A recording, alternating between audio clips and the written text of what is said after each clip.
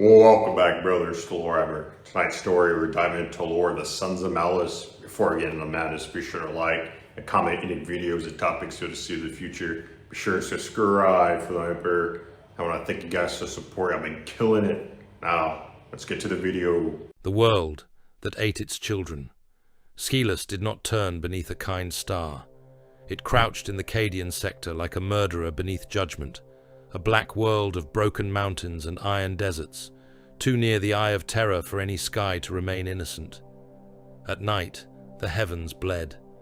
The distant wound in reality spread its colours across the clouds, bruising them purple, corpse yellow, and arterial red.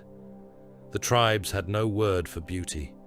They looked upon that sky and saw only hunger wearing light. Ralph had been born beneath that hunger. He had no memory of a mother's face, only the bone mask of the shaman who cut him from the dead and held him up to the storm. He had been told his first cry was thin and furious, the sound of a knife dragged across stone. That had pleased the tribe. A quiet child was a weak omen.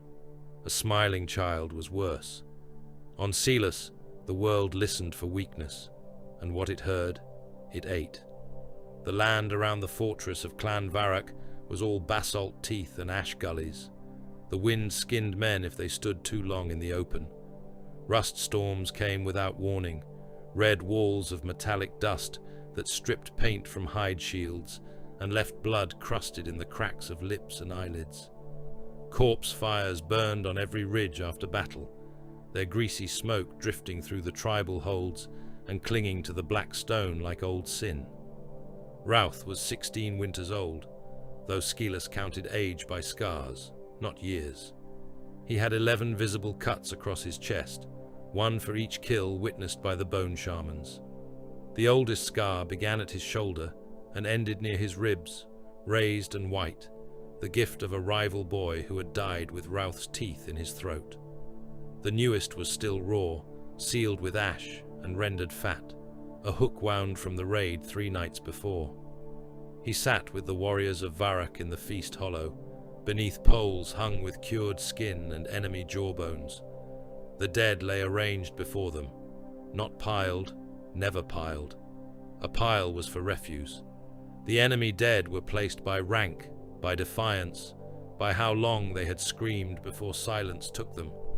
The strongest were given to the eldest warriors. The cowards were thrown to the dogs. The liars had their tongues dried and hung from prayer cords. Shaman Odrak moved among the bodies with a flint cleaver in one hand and a censer made from a skull in the other. He was older than any man Ralph knew, bent but not softened, his spine a row of hard knobs beneath tattooed skin. His eyes had been milk white for as long as Ralph could remember, yet he never misplaced a cut. "Flesh is memory," Odrak rasped. The warriors answered in one voice. "Memory is debt. Debt is carried in the blood. Blood does not lie." The rite began. Ralph watched without flinching as the shaman opened the chest of a dead warrior from Clan Moric. The rival had been a huge man in life, thick with scar tissue and iron rings. Ralph had seen him cleave Varrock spearmen apart in the night battle below the Bone Ridge, laughing while his hook axe tore heads from shoulders. Now the man's ribs were spread with wedges of black stone, his lungs removed and laid steaming in wooden bowls. Odrak lifted the heart. "This one stood," the shaman said. "This one did not beg. This one remembered himself at death." A murmur passed through the Varrock warriors. Approval, not kindness, never kindness. Respect was not mercy. Respect was the acknowledgement that a strong enemy was worth taking into the body. The heart was divided among the chieftain, the oath speakers, and the warriors who had drawn the most blood in the raid. Ralph received a strip no larger than 2 fingers. It was placed in his palm, slick and dark. He pressed it to his tongue. It tasted of iron, smoke, and fear already cooling. He swallowed. The dead warrior became a portion of Clan Varrock. His strength would not wander the wastes. His defiance would not be stolen by carrion things. His name would be spoken once, then never again, because remembrance was not sound. Remembrance was digestion. Remembrance was the refusal to waste what had tried to kill you. Across the hollow, a younger boy vomited into the ash. No one moved to comfort him. Odrak turned his blind face toward the sound. The boy tried to wipe his mouth. His hands shook. His father, seated beside him, stared into the fire and said nothing. "Mercy," Odrak said, "is rot before death." The boy began to weep. That was worse than vomiting. Chieftain Vor rose from his stone seat. He was broad, bald, and stitched with so many scars, his flesh resembled old leather sewn over a butcher's frame. He crossed the hollow with no haste. The boy looked up, desperate and trembling. Vor struck him once with the back of his hand. The blow broke the boy's jaw and cast him into the dirt. "Weakness is not hidden by bloodline," the chieftain said. The father did not move. Odrak crouched beside the boy and gripped his hair. "You will eat," the shaman whispered, "or be remembered by those who do." The boy ate. Routh looked away, not from pity, but from disgust at the waste of instruction. Hunger was the first law, hate was the second, memory was the third. Everything else was weather. The raid against Clan Moric had begun beneath a moonless sky. Routh remembered it in fragments of red and black. Bare feet wrapped in corpse leather, hook chains coiled at the hip, flint axes darkened with soot so they would not glint, men crawling through ash gullies while the storm covered their breathing. The first sentry dragged backward into silence. His skull opened with a stone knife before his soul could flee through his mouth. Then the horn, then the screaming. Clan Varrock poured over the ridge like starvation-given limbs. Their skin banners snapped in the wind, each stitched from the hides of conquered enemies and painted with handprints of blood. Routh had gone in the second wave, beside older warriors who stank of grease, sweat, and old kills. The Moric camp had awakened into madness. Fires kicked over, children scattered into the dark. Warriors came roaring from hide tents with axes, cleavers, and hooked spears. Routh killed his first Moric of the night, near a rack of drying limbs. The man was missing an eye and wore a necklace of finger bones. He swung a serrated axe at Routh's face. Routh ducked inside the blow and drove his flint knife under the man's ribs. The blade stuck. The man cursed him and punched him hard enough to split his cheek. Routh bit the man's wrist, tore flesh, and drove his knee into the wound until the axe dropped. Then he wrenched the knife free and stabbed again, until the man folded over him like a collapsing tent. His second kill came with a hook chain. He caught a fleeing warrior behind the ankle and pulled until the man fell. The older Varrock beside him brought down a stone maul, and the rival's head broke like a cooking pot. Blood sprayed warm across Routh's chest. His third nearly killed him. That one had been young, perhaps no older than Routh, but huge through the shoulders and fast. They met between two burning tents. The Moric carried a bone-handled cleaver. Routh had lost his knife. For a moment, they stared at one another through smoke and sparks, both breathing hard, both understanding that the world had narrowed to teeth and hands. The Moric attacked first. His cleaver tore across Routh's chest, laying him open. Pain flared white. Routh staggered. The rival came in to finish him. Routh threw ash into his face. As the Moric blinked, Routh slammed into him, driving both of them to the ground. They rolled in the muck, punching, biting, clawing. The cleaver vanished beneath them. Routh's fingers found the other boy's mouth. The Moric bit down, breaking two of Routh's fingers. Routh screamed, not in fear, but in rage, and forced his thumb into the rival's eye. The eye gave way. The Moric howled. Routh seized his throat with both hands and squeezed until the sound became a wet clicking. When the rival stopped moving, Routh stayed atop him, shuddering, blood dripping from his open chest onto the dead boy's face. Above him, the black sky pulsed with the distant sickness of the eye. Routh had thought the gods were watching. Now, in the feast hollow, he understood the truth more clearly. Gods did not watch. Gods consumed. The corpse fires burned higher as the rite continued. Fat hissed on hot stone. The tribe ate in silence. No songs were sung. No laughter was permitted. The dead deserved appetite, not mockery. A warrior's body was a text written by violence, and the living read it with their mouths. Then the sky split. At first, Ralph thought it was a storm flare, some new convulsion from the eye staining the upper clouds. A line of white fire descended through the red murk, too straight to be lightning, too slow to be a falling star. The warriors looked up. Even the dogs stopped tearing at bones. Another flame appeared, then another. Black shapes rode within the fire, punching through the heavens like judgment hurled from a dead god's hand. The tribe rose as one. No panic. Panic was for prey. Spears were lifted, hook chains uncoiled. Chieftain Vor bared his teeth at the burning sky. The descending object struck beyond the outer ridge with force enough to shake dust from the fortress walls. Thunder rolled through the hollow. Stone cracked.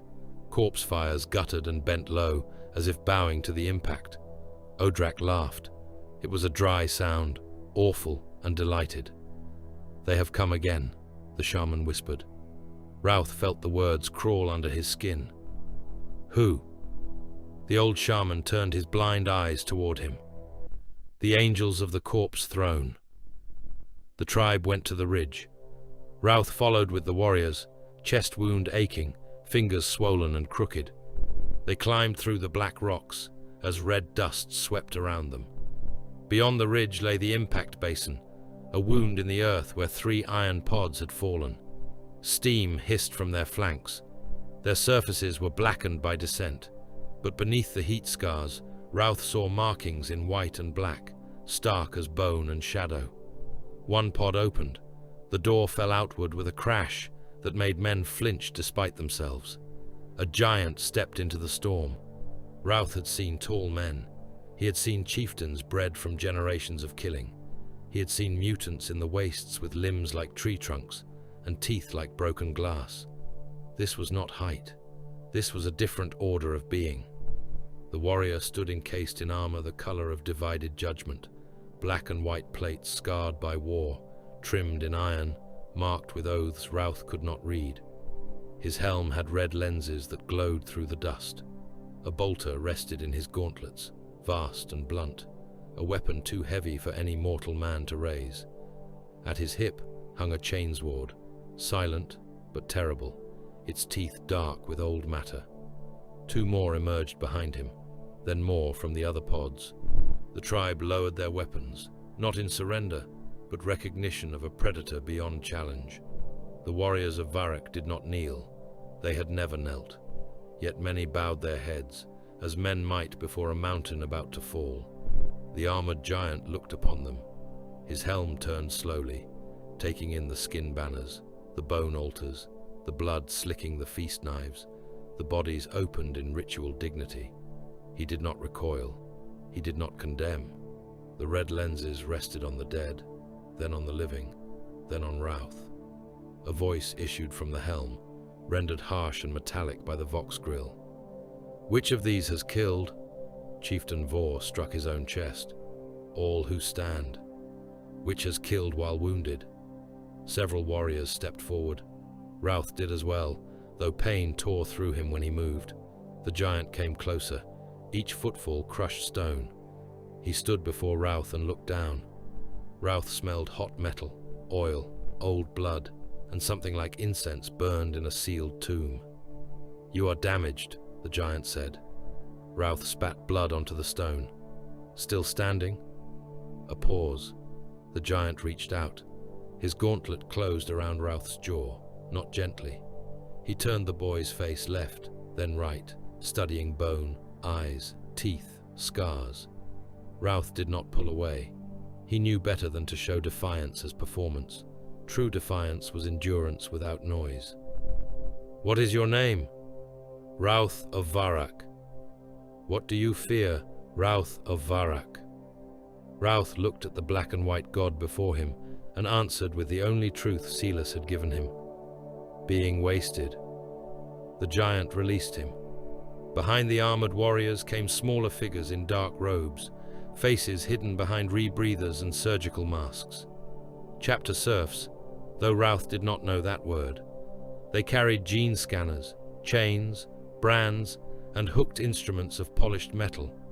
One bore a sensor that smoked with antiseptic bitterness. Another carried a data slate covered in flickering green runes. The shaman Odrak bowed his head to the giants. "Take the strong, leave us the weak. We will teach the weak to become strong, or we will remember them." The giant ignored the shaman's reverence. "The trials begin before dawn." They began sooner. The chosen were not allowed to sleep. Ralph and 23 others from Clan Varrock were taken from the fortress and marched into the ash wastes. Boys from other tribes joined them over the next hours, gathered by the angels from holds, caves, crater villages, and bone camps. Some came proud, some came terrified, some came chained, having tried to flee and failed. By dawn, there were more than 100 aspirants. By dusk, there were fewer. They were given no food, no water, except what they could lick from condensation on black stone. The robed serfs drove them through razor gullies beneath the gaze of the armored giants. Those who fell were not helped. Those who could not rise were marked and left behind. Scavenger things came for them before night. On the second day, the aspirants were ordered to climb the Teeth of Kharon, a ridge of obsidian spires sharp enough to cut hands to tendon. Ralph climbed with broken fingers and a fever burning behind his eyes. A boy above him slipped and kicked loose a rain of black shards. One shard opened Ralph's scalp. Blood ran into his eyes. He kept climbing. At the summit, the survivors found bowls of meat. No one asked what kind. Some ate too fast and vomited. They were cast from the ridge. Others refused. They were shot by the serfs with stub pistols and rolled into the ravine. Ralph ate slowly. He chewed until each piece was paste. He did not thank the givers. Food was not kindness. It was a test wearing the mask of sustenance. On the third night, the aspirants were placed among the corpses of the failed. They were chained alone in a valley where the dead had been dragged and left under the warp-bruised sky. The bodies stank. Some were fresh. Some were old enough to leak black fluids into the dust. The robed serfs moved among them, whispering litanies of gene purity and rejection rates. The angels stood on the ridges above, silent as statues carved from execution. Ralph's chain was fastened through an iron ring bolted into stone. Around him lay the dead of other tribes, open-mouthed, fly-eyed, their skin crawling. Hunger gnawed him until his stomach cramped. Thirst cracked his lips. Fever made the stars pulse. Near midnight, something moved among the corpses. Not a scavenger, not a dog. A boy rose from a heap of dead, his face painted with filth, one arm hanging broken. An aspirant who had been thought finished. His eyes shone with starvation. In his hand was a splinter of bone sharpened to a point. He came at Ralph without a word. Ralph twisted aside as the bone point stabbed down. It tore through his shoulder instead of his throat. He caught the attacker's wrist, slammed his forehead into the boy's nose, and felt cartilage flatten. The broken-armed boy bit Ralph's cheek. Ralph snarled and bit back.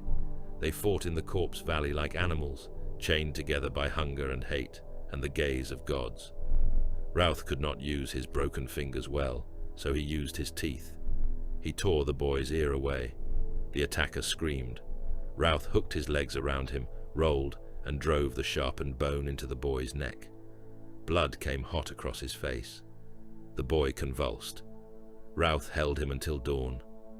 When the sun rose, pale and sick behind the red clouds, the armored giant returned. He looked down at Ralph, at the dead attacker, at the bite marks and blood. "You consumed?" Ralph's mouth was dry. His voice came out as a rasp. "Enough." The giant's red lenses glowed. "You understand remembrance. I understand hunger. That is the first truth." Ralph was unchained.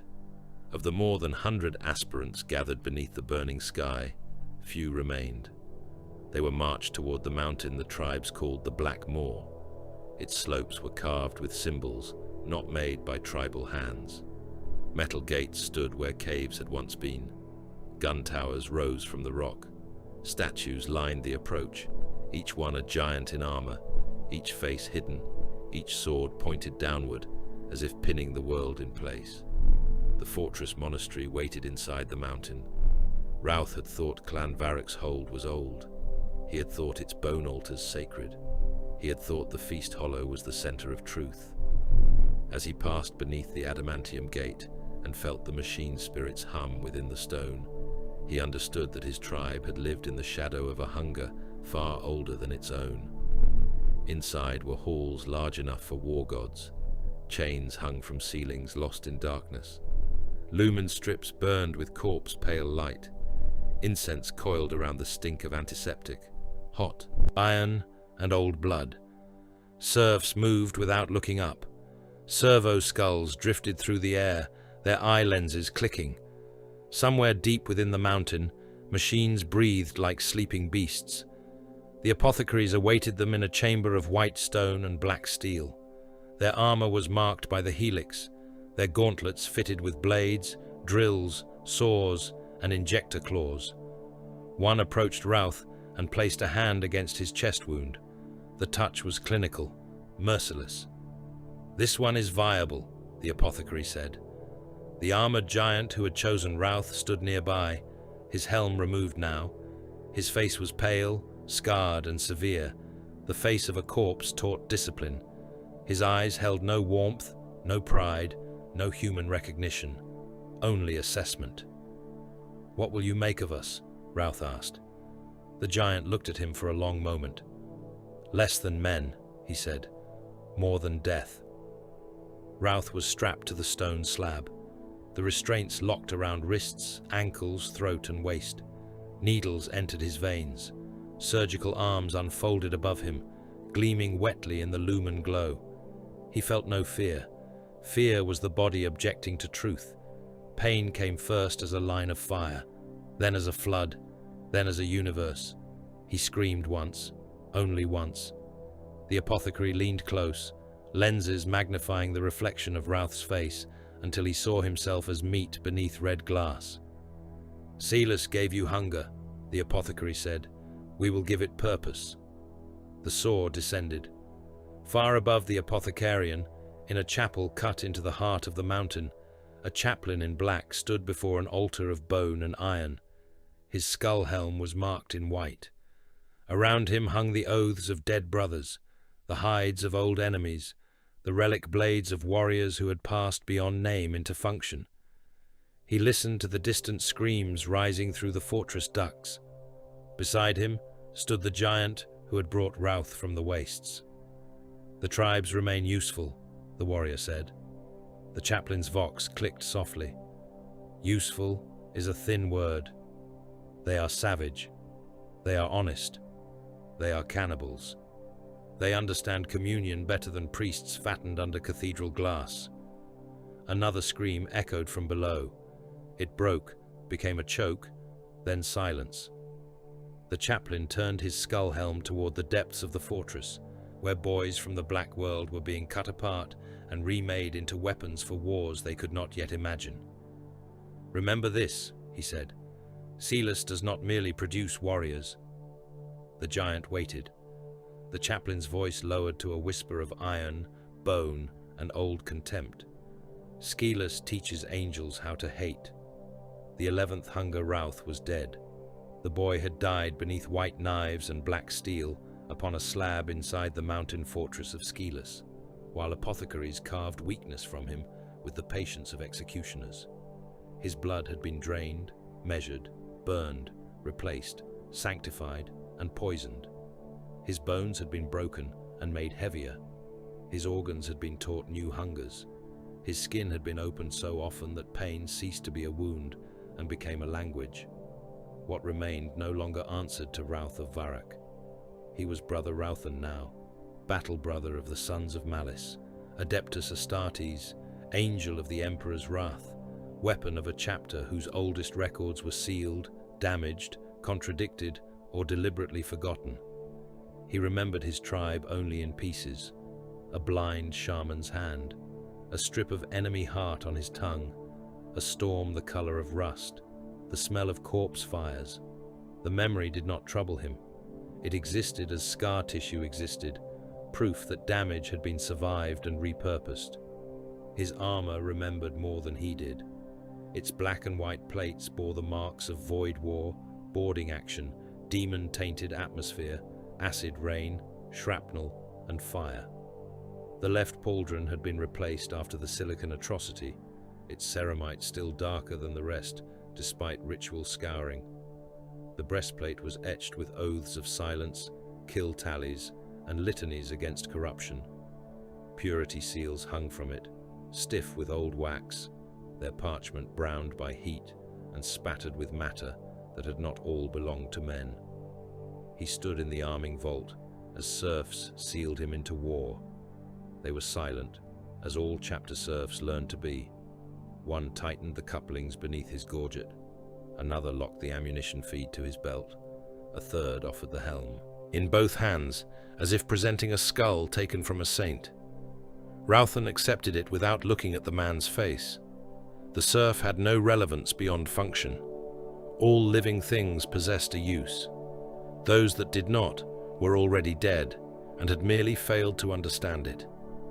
Around him, the squad prepared in the same heavy silence. Brother Vorus checked the teeth of his chainsword one by one, each metallic fang cleaned, blessed, and hungry. Brother Malchior loaded bolt magazines marked with kill prayers in white script. Brother Daigon knelt before a rack of weapons and rested his brow against the casing of a heavy bolter, while a Tech Marine servitor anointed the weapon's feed mechanism with sacred oil. There was no boasting, no laughter, no growled promise of slaughter. Such noise belonged to lesser warriors. The sons had learned from Skilus that the mouth was for remembrance, not waste. Beyond the vault, claxons pulsed through the strike cruiser's bones. The vessel was called Hunger of the Void, though its name was spoken rarely. It drifted in the outer darkness near the Eye of Terror, where reality thinned and the Imperium pressed against the skin of the galaxy like a face behind wet parchment. The stars beyond the armored viewports were wrong. Some flickered backward, some burned with colors that human eyes were not built to survive. The eye itself stained the void in the distance, vast and impossible, an open wound through which gods whispered lies. The sons of Malice had been made to watch that wound, or so some said. There were records that placed them among the Astartes' praises, those chapters set as wardens against the madness beyond the Cadian Gate. Other records denied it. Some named a founding, some named none. Some listed a chapter title older than the Sons of Malice, only for the ink to blacken into illegibility, or the data to corrupt into static and machine screams. The chapter did not chase certainty. Certainty was a luxury for weak bloodlines and soft worlds. A blade did not require memory of the forge to cut. The sons knew what they were. They were wardens. They were hunters. They were the wall with teeth. And beneath that, beneath the codex markings, beneath the company structures, beneath the deployment rites and tactical cant, beneath the outward obedience to imperial doctrine, there was Skilus. Skilus lived in the silence before battle. Skilus lived in the way brothers looked upon slain enemies, not as refuse, but as testimony. Skilus lived in the apothecarian's cold acceptance that the Apothecaries was not merely a biological gift, but a sacrament misunderstood by lesser men. Skilus lived in the 11th hunger.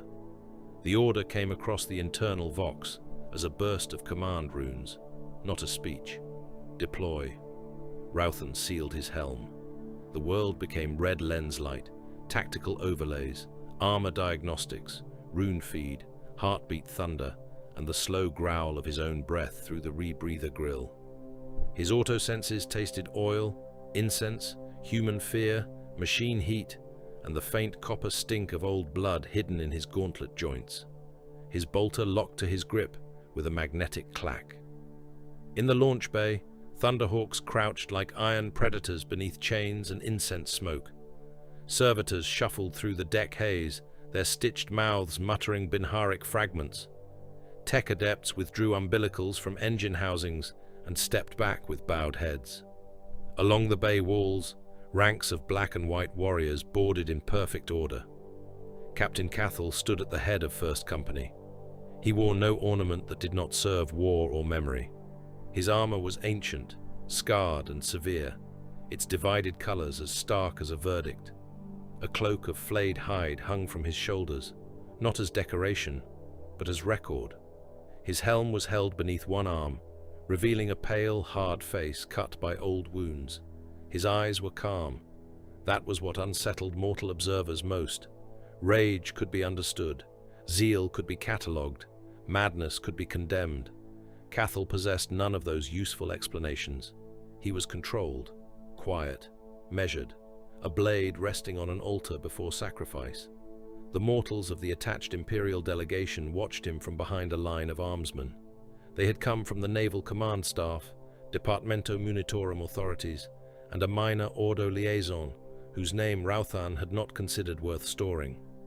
Their uniforms were clean by campaign standards. Their eyes were not. They had seen the fleet's augurs. They knew what waited below. A raider flotilla had burst from the eye 3 days prior, bearing the sigils of a minor apostate lord, swollen by warp favor. The renegades had butchered 2 pilgrim convoys and crippled a listening station before retreating to the carcass of a dead moon near the system's edge. Their vessels were corrupted things, patched with stolen armor, hung with chains, shrines, corpses, and screaming vox projectors that vomited blasphemies into the dark. Their ground forces had entrenched inside ancient mining catacombs and corpse-choked hab galleries, dragging prisoners with them for sacrifice. The Imperial Navy wanted bombardment. Cathal wanted memory. The Thunderhawk's assault ramp closed. Darkness swallowed the hold, broken by red lumen strips and the eye lenses of helmed warriors. No one spoke during descent. The engines screamed. Flak burst around the gunship in dull concussions that rattled the restraints. Through the hull, Ralphan heard the muffled thunder of void shields taking fire, the bark of defensive cannons, the deeper roar of the strike cruiser punishing the raider vessels above. The Vox remained empty. No prayers, no battle hymns, no oaths to the Emperor. The suns did not require noise to affirm purpose. Purpose was proven by impact. The Thunderhawk hit atmosphere like a shell fired by an angry god. Heat clawed the hull. Warning runes flashed and died. Somewhere aft, a serf screamed as the gunship lurched under a near miss. The sound stopped when a loose munition crate crushed him against the deck. No one turned. The assault ramp blew open before landing. Ralphan dropped into war. The dead moon's surface was a plain of grey dust, broken hab spires, drilling towers, and rusted extraction rigs, half sunk into regolith. The sky was black, slashed with weapon fire. Enemy shells walked across the landing zone, throwing up fountains of dust and meat as mortal auxilia disembarked behind the Astartes. Cultists surged from trenches and tunnel mouths, howling praises to powers whose names made Auspec's spirits snarl. The suns advanced. Bolters rose. The first volley struck the enemy line with mathematical contempt. Bolt shells punched into bodies and detonated. Men burst apart in sprays of blood, bone, shredded cloth, and wet organs. A cultist champion wearing a cage of human ribs over his armor took 3 rounds to the torso and became a red vapor around a spine that stood upright for half a breath before collapsing. Another lost his head, shoulders, and faith in the same explosion. Limbs spun through the dust, intestines uncoiled across trench lips. The air filled with atomized blood and propellant smoke. Still, the suns said nothing. Ralphan moved with his squad through the broken outer trench. His bolter kicked against his fist, each shot a controlled death. A heretic lunged from behind a barricade with a chain glaive. Ralphan fired once. The bolt entered beneath the sternum and burst out through the back in a fist-sized eruption of meat and armor fragments. The corpse hit him and slid down his chest plate, leaving a smear that his autosenses tagged as human, corrupted, dying. Brother Vorus stepped past and brought his chainsword across a cluster of mutants. The blade shrieked alive. It chewed through a shoulder, neck, and face in one passage, casting teeth, eyes, and arterial spray across the trench wall. A second mutant tried to fire a stubber from the hip. Vorus removed both arms at the elbow, then drove the revving blade through the creature's skull until the sound changed from screaming metal to wet grinding. No triumph followed, only the next step. The raiders had prepared kill zones. Heavy stubbers opened from the hab tower ahead. Autocannon fire hammered the dust, cracking the armor of mortal troops behind the Astartes and reducing men to tumbling fragments. Ralphan saw a guardsman's torso vanish from the waist upward, his legs running 3 more steps before falling. A navy armsman tried to crawl with half his face missing, one eye hanging against his cheek. He was trampled beneath advancing ceramite and disappeared into the churned grey mud. "Target elevation," Cathal said over the vox. Those were the first words spoken by a son of Malice since deployment. A Devastator squad halted as one. Heavy bolters angled upward, missile launchers locked. A Lascannon gave a rising whine as its machine spirit awakened in wrath. The hab tower died. Windows flashed inward. Floors collapsed. Heretics and gun nests were shredded in a storm of mass-reactive shells and lasfire. The upper levels broke apart and came down in a slow avalanche of ferrocrete, steel, bodies, and flame. The impact crushed the trench network below and buried the wounded while they were still screaming. The Suns entered the catacombs beneath the tower. There, the battle became close and red. The enemy had lined the tunnels with skin banners, barbed wire, devotional filth, and the remains of prisoners wired into the walls. Some were still alive. Their mouths had been sewn open around voxcasters so that demonic static could pour through their throats. Others had been split from groin to sternum and packed with candles, their bodies turned into shrines that stank of tallow, feces, and corruption. Ralphan's helm filters tightened. The warp had touched this place. He could feel it in the pressure against his thoughts, a greasy whisper asking him to listen, to rage, to kneel, to want. He answered with silence. A thing came around the tunnel bend. It had once been an ogrin, perhaps. Now its flesh was swollen with sigils and iron staples. Its head had been replaced by a mass of horns, sutured mouths, and one weeping eye the size of a fist.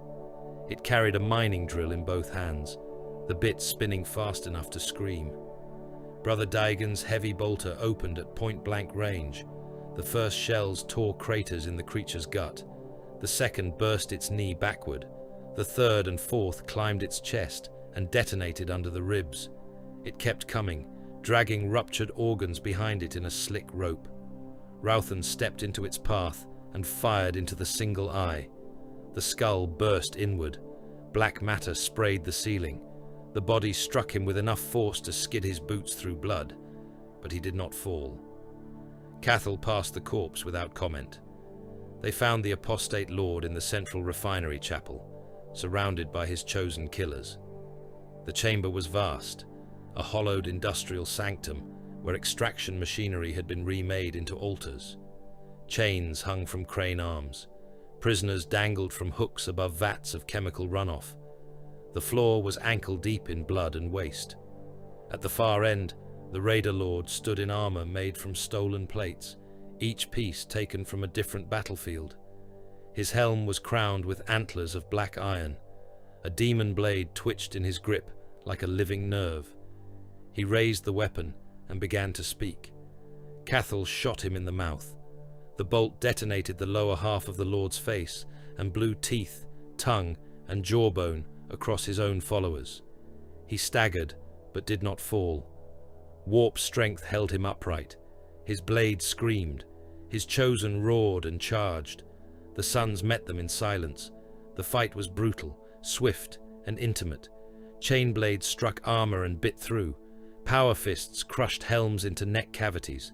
Bolters fired at distances so close that detonations painted both killer and victim in steaming viscera.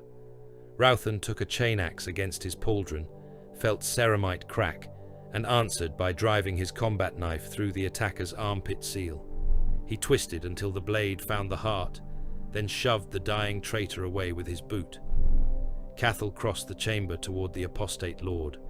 The lord swung his demon blade. Cathal leaned aside with minimal motion and cut the weapon arm away at the elbow. The blade clattered into the blood. The stump sprayed black-red fluid. The lord tried to curse him through the ruin of his face. Cathal removed his other arm. Then he stepped close, placed one gauntlet around the lord's broken throat, and lifted him from the ground. The entire chamber seemed to hold its breath. Cathal spoke softly over an open vox channel, so the surviving mortals outside, the Imperial observers, and the chapter all heard him. We devour the traitor so nothing of him returns to the warp unpunished. He crushed the lord's throat and let the body fall. The remaining raiders broke. There was no rout, not truly. A rout implied escape.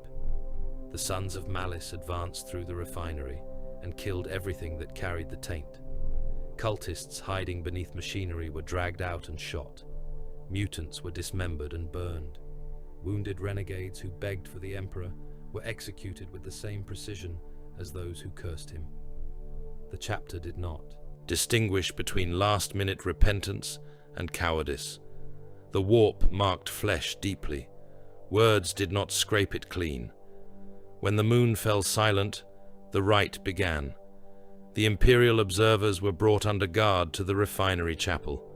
They expected a victory assessment, perhaps trophies, perhaps a cleansing litany. Instead, they saw the sons arranging the dead. The strongest enemies were placed first. The apostate lord was laid upon a slab of machinery, scraped clean of filth. His chosen were set around him according to rank and resistance. Apothecaries moved among the bodies, extracting samples, glands, and data. Chaplains murmured in low vox static. Battle brothers removed helms, revealing pale faces, scarred mouths, blackened gums, eyes as cold as void glass. The mortals began to understand too late. One of the Munitorum men gagged when Brother Vorus cut into the dead lord's chest with a ritual blade. The Ordo liaison whispered something about the Homophageia, about sanctioned gene seed function, about battlefield memory consumption under controlled circumstances. His voice failed as he watched the distinction between function and sacrament dissolve in front of him. Ralphan stood before the corpse of the traitor he had killed with his combat knife. He opened the ribcage with practiced care. No frenzy, no indulgence. He removed a strip of flesh from near the heart, where blood memory lingered strongest according to Skilus Rite and apothecarian doctrine. The meat steamed in the cold air. He placed it in his mouth and chewed. Images came in broken flashes. A raider ship under red stars. A voice in dreams promising ascension. A child sacrificed on a brass altar. Fear hidden beneath arrogance. A name offered to something in the dark. The taste of lies. The taste of weakness.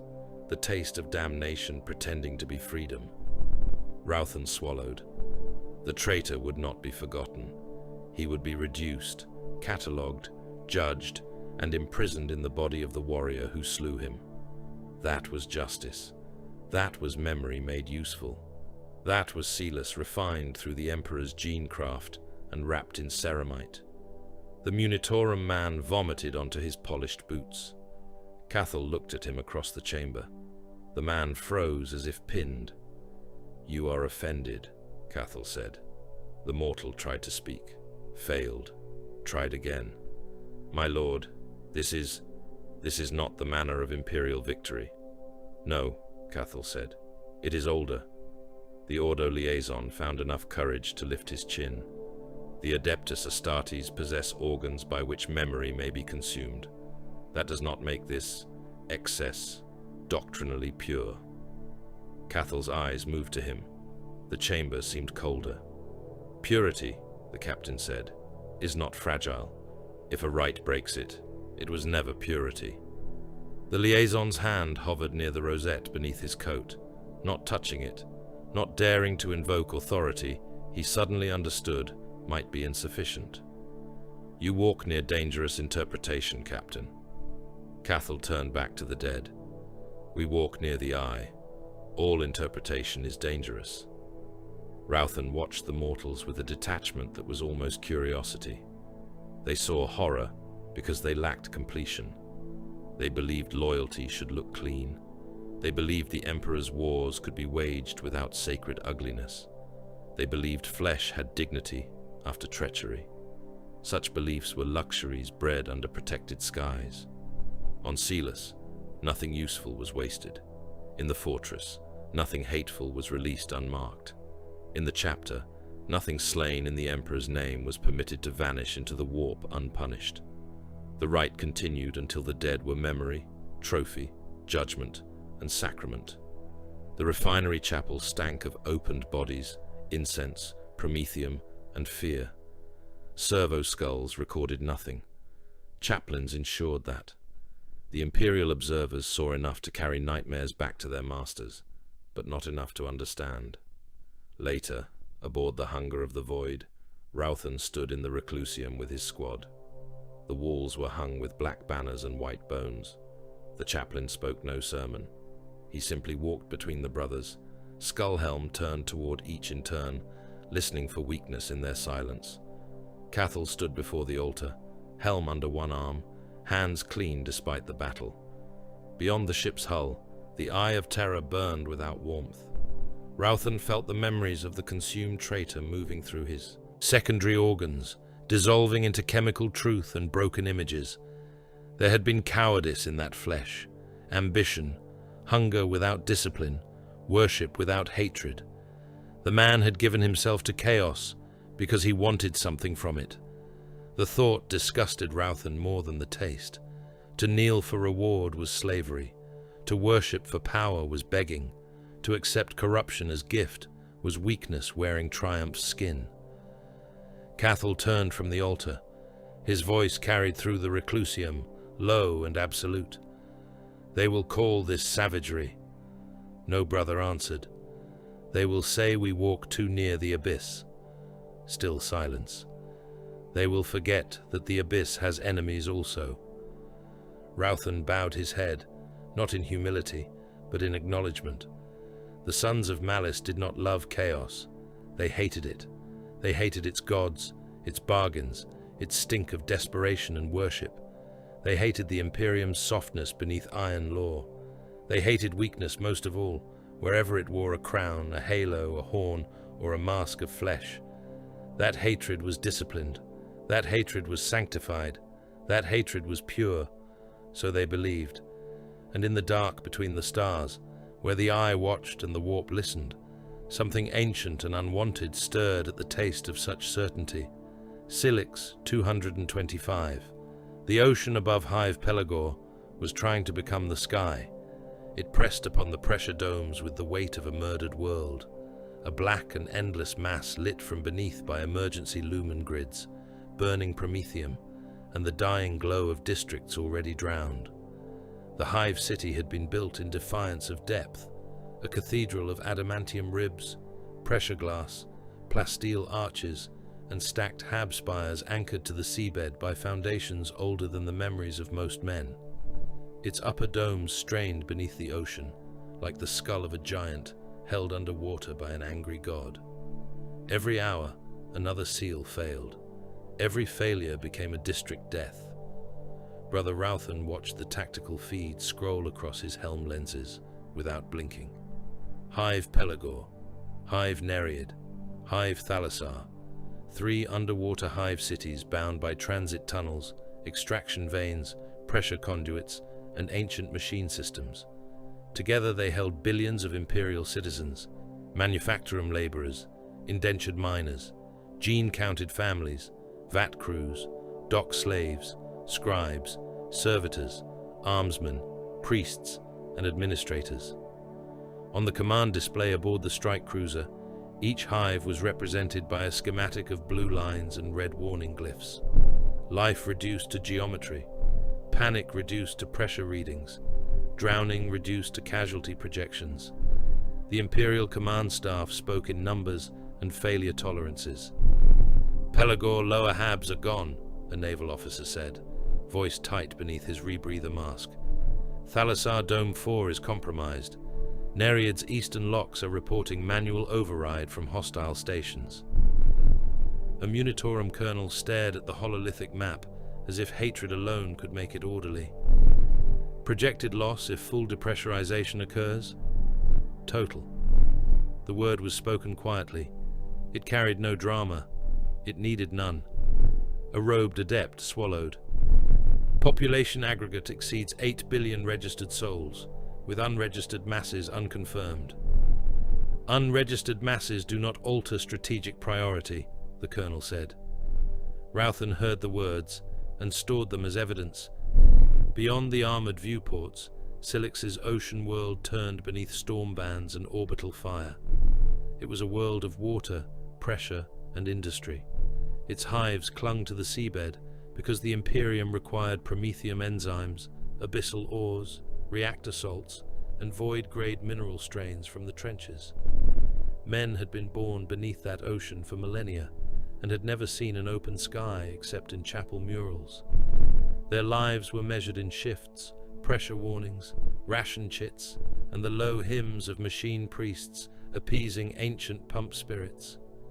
Now heretics had seized the pressure stations, not an army in the open field, not a grand legion beneath banners, saboteurs, apostates, dock cults, mutant labor guilds, disgraced pressure engineers, warp-touched preachers whispering liberty to men whose bloodlines had been owned for centuries.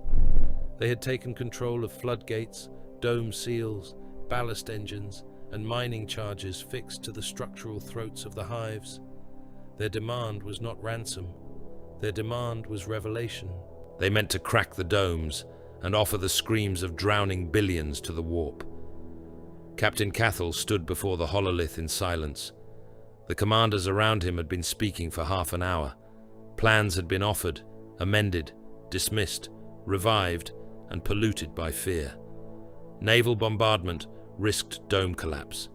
Guard deployment was too slow. Skitari intervention was delayed by machine authentication rites. The local Arbites were dead or flooded. The planetary governor had sealed himself in a pressure sanctuary and was issuing contradictory orders through 3 different Vox channels. Cathal did not interrupt. He simply watched the map. His armor was divided black and white beneath the strategium lights, motionless as a verdict given physical form. Around him stood the warriors of First Company, helmed, armed, and silent. Ralphan waited among them, bolter mag locked, chainsword sheathed, combat blade secured. His heart beat slowly. His armor registered the increasing agitation of the mortals nearby. Sweat, recaf acid, fear pheromones, incense failing to mask desperation. At last, the colonel turned to Cathal. "My lord Astartes, can your warriors reach the primary pressure nexus?" Cathal's pale eyes remained on the map. Yes. The water pressure outside the descent shafts would pulp unarmored men. We are not unarmored men. The lower transit veins are already partially flooded. Then the enemy has narrowed its own grave. The colonel hesitated. We require the enemy command structure identified and terminated before the charges can be detonated. Cathal looked at him then, slowly. Terminated? The mortal officer's jaw tightened. Killed, my lord. No. The room stilled. Cathal turned back to the hololith. The commanders are to be taken alive. No one asked why. Not then. The descent began through fire and sea. Boarding torpedoes and assault pods were loaded into launch tubes modified for abyssal penetration. Tech marines chanted to pressure seals and machine spirits. Serfs moved with clamped faces, securing ammunition, cutting away non-essential weight, checking maglocks, pressure plating, helm seals, rebreather sanctification nodes, and suit integrity markers. The sons of Malice entered the torpedoes in squad order, their black and white armor absorbing the red light of the launch chambers. Ralphan locked into place beside Brother Vorus and Brother Dagon. Across from him, a tactical marine named Cordain rested both gauntlets on his bolter and bowed his helm by a finger's breadth. Not prayer, readiness. The launch warning rune flared. There was no speech. The torpedo fired. Impact was immediate and total. Ralphan felt the brutal acceleration hammer through his restraint harness as the boarding craft punched away from the strike cruiser and fell toward the planet. Atmosphere clawed at the hull. Then water hit like the fist of a titan. The torpedo screamed. Metal flexed. Warning runes flashed in crimson bursts. The pressure outside grew monstrous, a planetary hand closing around them as they plunged through black ocean lit by distant hive fires. The outer hull groaned. The machine spirit snarled in static. The torpedo did not slow. It cut deeper, passing drowned towers, broken transit pylons, and forests of cable thick as hive roads. Shapes moved in the dark beyond the view slits. Abyssal things disturbed by war. Some were native predators. Some had too many limbs for natural evolution. Some followed the torpedo lights with hunger old enough to ignore reason. Ralphan tasted the pressure through his armor's frame. Not fear, information. The target rune brightened. The torpedo struck Hive Pelagore's outer transit spine. The world became concussion. Adamantium teeth punched into infrastructure. Explosive clamps fired. The forward ramp blew inward, and black water roared around the breach before pressure fields and suit seals stabilized the entry pocket. Ralphan's boots hit the tilted corridor in knee-deep water, his bolter already raised. Emergency lumens flashed. Sirens wailed through ruptured vox horns. Steam blasted from broken pipes. Corpses floated face down, bumping against walls and armor as the squad advanced. Heretics waited in the junction ahead. They had turned the transit spine into a drowned barricade of corpses, cargo haulers, pressure doors, and torn plasteel. Men in stolen envirosuits crouched, behind welded plating. Mutants with gill slits and milky eyes clung to the ceiling pipes. A preacher covered in chain-linked scripture stood waist-deep in water, holding a detonator wired into his own chest. He opened his mouth to speak. Ralphan shot him through the sternum. The bolt detonated inside the preacher and tore him apart in a burst of ribs, meat, and shredded wire. The explosion threw the detonator hand into the water. Brother Vorus fired before it sank, destroying the device in a spray of sparks and blood mist. The suns moved forward. The corridor became a butcher's channel. Bolter fire hammered through envirosuits, burst helmets, and turned lungs into red foam behind cracked faceplates. Cultists fired autoguns in panic, rounds sparking from ceramite or whining away into the pressure doors. One mutant leapt from above and landed on Brother Cordain's back, clawing at his helm seals with webbed fingers. Cordain reached over his shoulder, seized the creature by the skull, and crushed until its eyes burst against his palm. He threw the twitching thing into the water without breaking stride. No battle cry answered the enemy's screams. No oath crossed the vox. Only bolter thunder, chain-blade shriek, the crash of armored boots through bloody water, and the wet collapse of heretic bodies beneath ceramite. Ralphan advanced through the junction and entered the first Hab district. The scale of the disaster opened before him. A pressure window 3 stories high had cracked, but not yet failed. Beyond it, the ocean pressed black and alive, lit by emergency strobes and drifting debris. Inside the district, civilians were packed along the upper gantries, thousands upon thousands crushed together behind failing bulkheads, staring down at the black and white giants with terror that did not distinguish between savior and executioner. The lower levels were already flooded. Bodies turned slowly in the water, hair drifting like weed, work robes ballooned around them. Servitors still tried to complete assigned maintenance tasks while submerged to the chest, sparks bleeding from their joints. A father held a dead old man above the water, as if height could return breath. A priest stood on an overturned cargo shrine, screaming litanies through a broken amplifier, until a stray round from a retreating cultist punched through his throat and painted the shrine Aquila red. The suns did not stop for them. To stop was to doom them. Cathal's voice entered the squad channel at last. Primary nexus. Advance. That was all. The route downward narrowed into service arteries built for engine seers, servitors, and pressure crawlers. The water climbed from knee to waist to chest. Ralphan's armor compensated. Mortal bodies did not.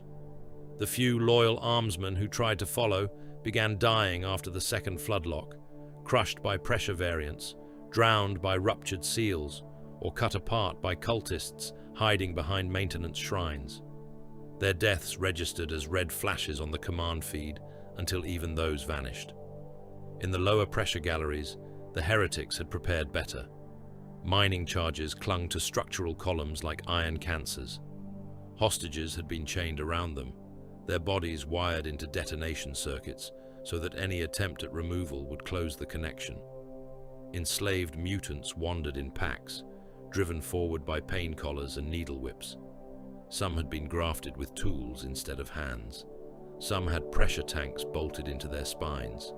Some had Imperial brands burned over and replaced with spirals, teeth, and eye marks. Ralphan saw the logic of desperation in them. They were not conquerors.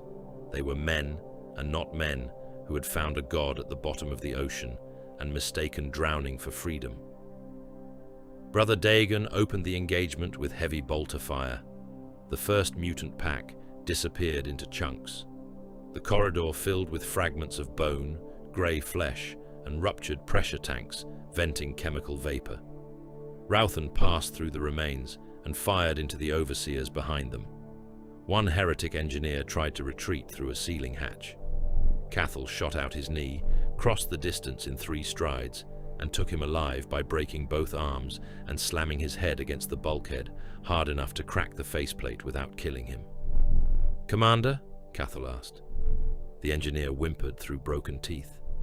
Cathal tightened one gauntlet around the man's throat. The answer came quickly. They moved again. The primary pressure nexus lay beneath Pelagore's central dome, a vast spherical chamber of walkways, valves, piston shrines, and control thrones suspended above a deep shaft of black water. The machine systems there governed the locks linking all 3 hives. If the enemy completed the overload, Pelagore would rupture first. The pressure cascade would murder Nereid and Thalassar after it. The chamber was already half flooded.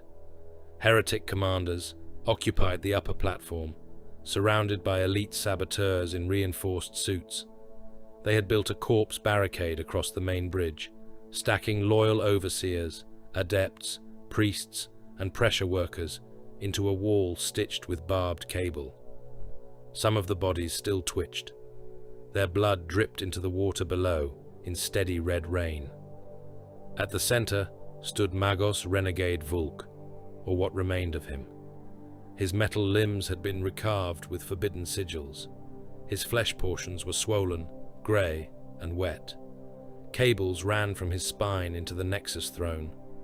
Around him, 3 cult commanders operated manual controls, each clutching a dead man's switch. Cathal raised one hand. The suns halted. For 3 heartbeats, only the pressure alarm screamed. Then First Company struck. A sniper round from an unseen scout punched through the wrist of the first commander and severed his hand from the switch. Brother Vorus charged the bridge before the hand hit the floor. Heavy bolter fire tore the corpse barricade apart, bodies bursting and sloughing aside in ropes of meat and shattered bone. Ralphan took the left flank, firing controlled bursts through the saboteurs' visors. The enclosed space turned into a storm of detonations, steam, blood, and falling limbs. The second commander tried to activate his switch with his teeth. Cathal reached him first. The captain caught the man's jaw and tore it free. The third commander fled toward the emergency pressure lever. Ralphan shot both his legs out from under him. The man crashed face first into the grating, screaming femurs visible through torn suit fabric. Ralphan placed one boot on his spine and held him down. The renegade Magos shrieked through a dozen speakers, Binharic corruption spilling into the air like metallic insects. Mechanical arms unfolded from the throne, tipped with drills, saws, and injector blades. Brother Daigon's heavy bolter jammed as a scrap code burst struck his weapon spirit. The Magos lunged from the throne, dragging cables and intestine like a bridal train from a nightmare. Ralphan met him at the edge of the platform. The first mechadendrite punched into Ralphan's pauldron and sprayed sparks. A drill arm struck his breastplate and began to bite. Ralphan drove his combat blade into the Magos' remaining organic eye. The blade went deep.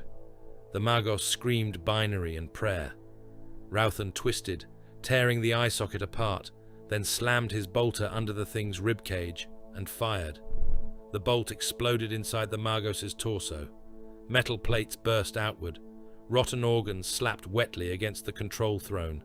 Cables thrashed.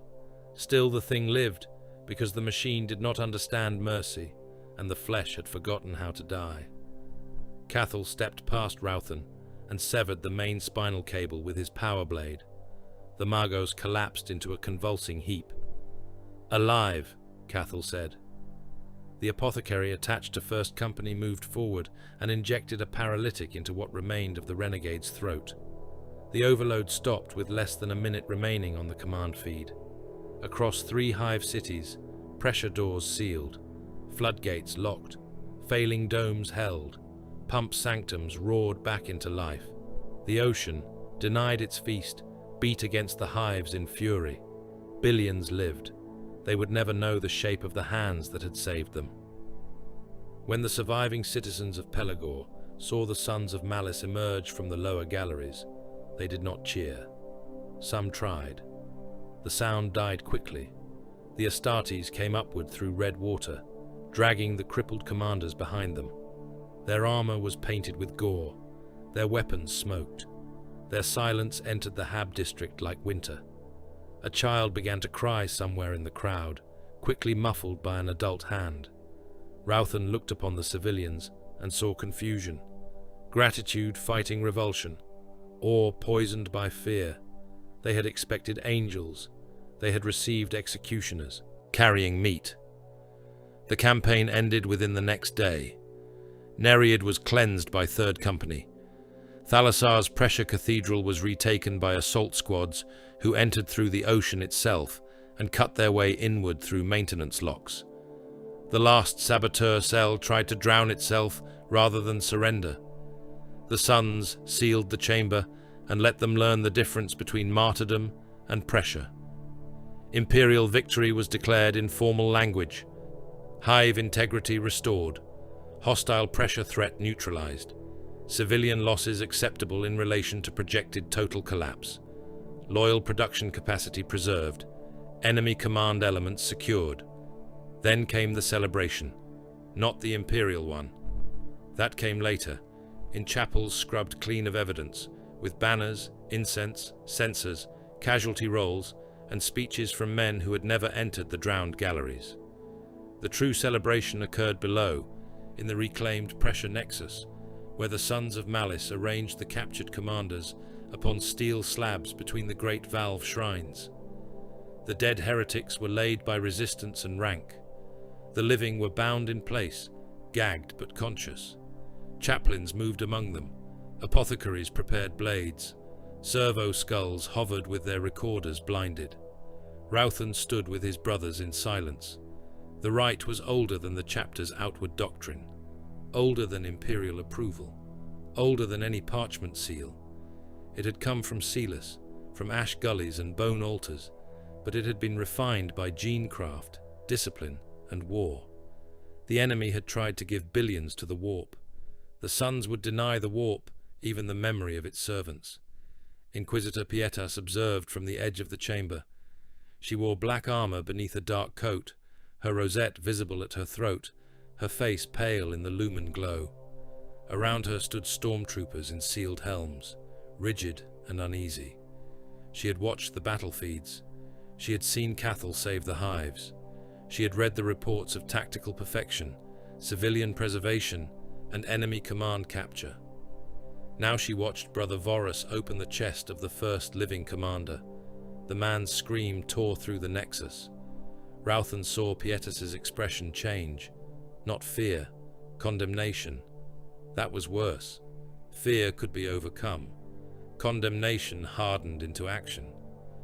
Cathal stood beside the altar slab where the renegade Magos twitched in paralysis. He removed his helm and looked across the chamber at the Inquisitor. "This is judgment," he said. Pietas did not lower her gaze. "This is desecration. The traitor offered these hives to the warp. We take him into ourselves and make his ending useful. You call abomination utility. We call waste a greater sin."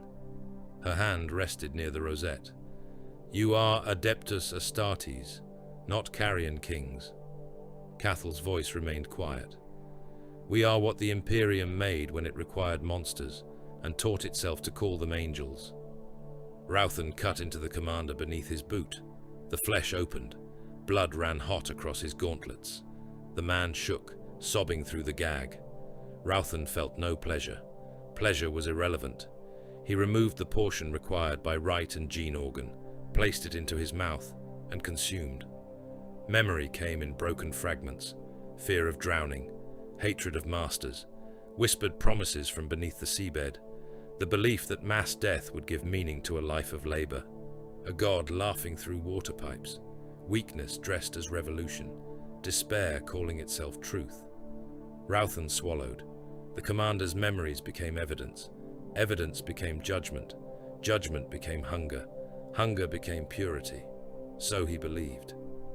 Around him, the suns continued the feast.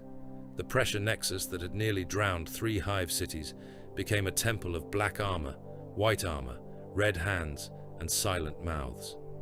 The Imperial observers who had not fled stood rigid with horror. Some prayed, some wept, some watched because duty held them like chains. Pietas turned away before the rite ended. In a sealed vox chamber above the nexus, she transmitted under inquisitorial cipher.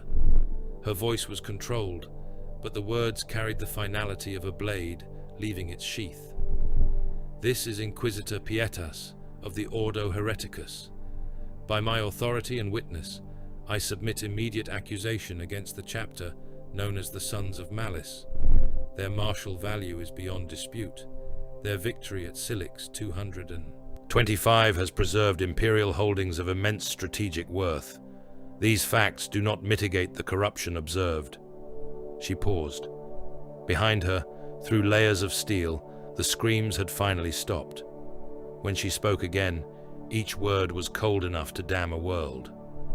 "The chapter is not contaminated. It is contamination given armor. The saint and the butchered altar. The pressure nexus of Hive Pelagore had become a cathedral of meat. It had not been built for worship.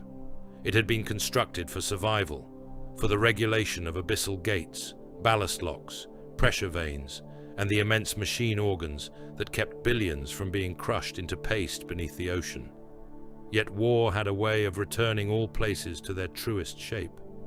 The Imperium raised cathedrals to glorify suffering.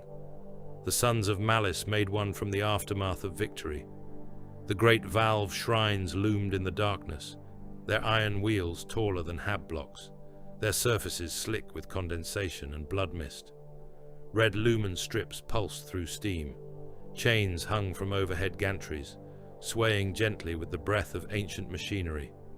Beneath them, bodies had been arranged upon plasteel slabs, cargo pallets, broken pressure doors, and the broad altar face of a maintenance dais, now scraped clean of oil and consecrated with gore.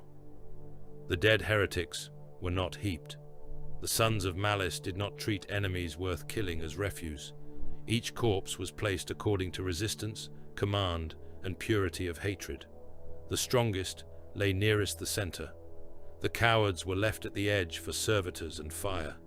The enslaved mutants were burned after examination, their flesh judged too warped for communion. The commanders taken alive during the campaign hung from restraint frames, their ruined bodies opened, but not yet permitted death. Incense burned from censers made of enemy skulls. It mingled with the wet reek of cut organs, promethium residue, antiseptic oils, ruptured bowels, and the metallic tang of blood. The air was warm, humid, and thick enough to taste through a helm filter. The floor, once grey deck plating marked with Mechanicus hazard glyphs, had vanished beneath a shallow red-black sheen. Each footfall disturbed it in ripples. Brother Ralphan stood among his squad with his helm removed. His pale face was streaked with blood. Some of it belonged to the drowned saboteurs. Some belonged to the commander whose memories he had consumed. A thin line of crimson had dried at the corner of his mouth and pulled tight when he breathed. His eyes remained fixed forward, unblinking, cold. The rite had not ended. It could not end until judgment had passed through flesh and into memory. Around him stood the sons of Malice, in black and white ceramite, silent as statues in a slaughterhouse chapel. Their armor bore the marks of the Silix campaign. Salt crusted their greaves. Pressure scoring marred their pauldrons. Chain blades hung dark and clogged at their hips. Bolters rested against breastplates marked by impact scars and oath script. They had saved the 3 Hive cities. They had saved the production chains.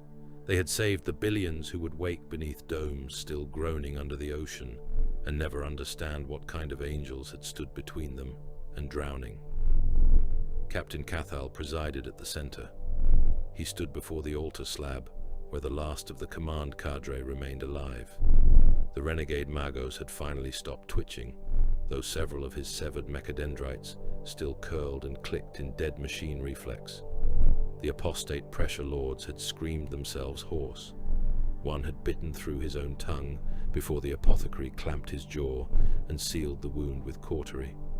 Waste was not permitted, neither was escape. Cathal's face was bare. His helm rested upon the altar beside a ritual knife of blackened steel.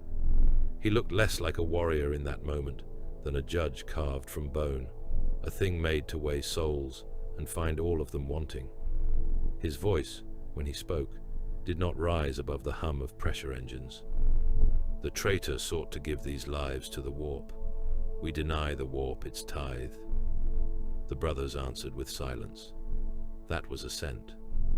Ralphan looked down at the body before him. The man had been a pressure engineer once, before despair found a god and called it freedom. His chest was open. The organs had been examined. The fragments required for memory had been taken. Through the Omophageia, Ralphan had tasted his fear, his resentment, his final conviction that drowning billions might prove he had mattered. It was a weak memory, sour, thin, but it belonged to the chapter now. It would not drift into the immaterium unpunished. From the far end of the nexus came a sound that did not belong. Boots, many boots, ordered, armored, descending through the upper access ways. Ralphan's hand moved to his bolter without conscious thought. Across the chamber, other brothers did the same. No alarm passed across the vox. No command rune flashed. The suns simply turned, their silence sharpening. The pressure doors at the upper gallery opened beneath the sign of the Inquisition. Inquisitor Pietas entered first. She wore black carapace beneath a long coat, darkened by the damp air, her rosette displayed openly at her throat. Her face was pale and controlled, but the fury in her eyes had hardened into something ceremonial. She did not come like a witness now. She came like a sentence. Behind her marched the Celestians. Their power armor gleamed beneath the red lumen glow, white and black and blood red in places where battle honors, purity seals, and ecclesiarchal script covered the plate. Fleur-de-lis markings shone upon shoulder guards. Their bolters were held ready across their chests. Chainswords and power blades hung at their sides. They moved with disciplined zeal, not the crude desperation of Hive cultists or the swagger of mortal elites, but with the trained certainty of warriors who believed the Emperor watched through their eyes. Ralphan regarded them as one might regard fire entering a room already full of oil. They were loyal. That made the moment filthier. If traitors had come, the answer would have been clean. If demons had crawled through the pressure gates, the Rite would have become war, and the war would have been righteous. Instead, the Imperium had sent its own blade against its own executioners. The same empire that bred warriors to butcher without hesitation had discovered disgust when the butcher remembered what he was. Pietas descended the steps slowly, stormtroopers fanning out behind the Celestians, weapons trembling only slightly in mortal hands. She looked upon the altar, the opened bodies, the blood-slick armor, the chaplains standing with skull helms bowed, and the warriors who had just saved a world's tithe of Imperial souls. Her expression did not change. "Captain Cathal," she said. Cathal turned toward her. "Inquisitor, you were ordered to cease these rites pending investigation." "No." The word fell with the weight of a closing tomb. Pietas's gloved hand rested near her rosette. "You refuse the authority of the Holy Ordos?" "I refuse ignorance clothed as authority." The Celestians stiffened, bolters tilted by fractions. The chamber seemed to draw breath through every vent and pressure pipe. Pietas stepped closer, her boots disturbed blood. "You stand surrounded by desecrated bodies and call this ignorance?" "I stand among defeated traitors," Cathal said. "Their deaths were earned, their memories are forfeit." "You consume the dead in ritual congress. You carve living prisoners upon altars. You have perverted a gene-wrought function into sacrament." Cathal's eyes remained calm. That calm was more terrible than anger. "You misunderstand the Rite. I understand enough." "No," he said. "You have witnessed without comprehension. The apothecaries is not an accident of our making. It is not decoration. It is not a curiosity for biologist vaults and doctrinal footnotes. It is a weapon. It is judgment. It is how the dead are made to serve the living one final time." Pietas's voice sharpened. "Do not cloak abomination in utility." Cathal glanced toward the opened bodies, then back to her. "The Imperium has never objected to abomination when it was useful." For a moment, no one moved. Ralphan felt something in the chamber alter. Not fear, recognition. The line had been crossed before the first shot, before the Inquisitor descended, before the Celestians placed their fingers upon triggers. Perhaps the line had been crossed on Skilus centuries before, when the chapter learned to sanctify hunger. Perhaps it had been crossed at their creation, when the Imperium made transhuman killers and demanded they remain palatable to the men who hid behind them. Pietas lifted her rosette. "By the authority vested in me by the Emperor's Holy Inquisition, I denounce these rites as heretical. You will submit to censure, confinement, and purification. Your officers will surrender themselves. Your warriors will stand down." The silence that followed was absolute. Then Cathal smiled. It was small, barely human. "You believe you have found corruption because you expected angels to be clean." Pietas stared at him with open contempt. "I expected servants of the Emperor to know the difference between necessity and damnation." Cathal's voice lowered. "We are the difference. We are what he required when men failed. We are his angels of death, not his ornaments. You worship the idea of purity because you cannot endure the function of war." One of the Celestians raised her bolter fully. "Enough." Ralphan looked at her. She did not tremble. That was worthy of note. Pietas gave the order. "Bring them to heel." The chamber became thunder. The Celestians fired first, and their aim was disciplined. Bolt rounds hammered into the nearest suns at close range, detonating against ceramite, shattering purity seals, blasting chips from black and white plate. Brother Malchior took a round through the lower gorget. It exploded inside his throat seal and sprayed the warriors behind him with blood and armor fragments. He remained standing long enough to fire twice, killing the Celestian who had shot him by punching mass-reactive shells through her breastplate and detonating her hearts against the inner curve of her armor. Then he fell without a sound. Ralphan's bolter rose.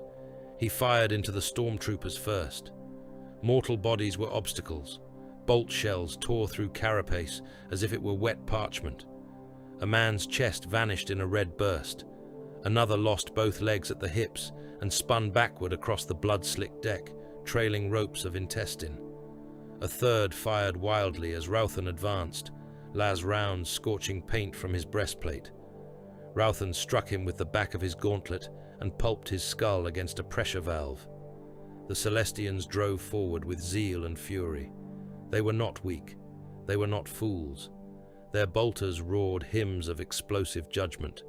Their chainswords screamed into life.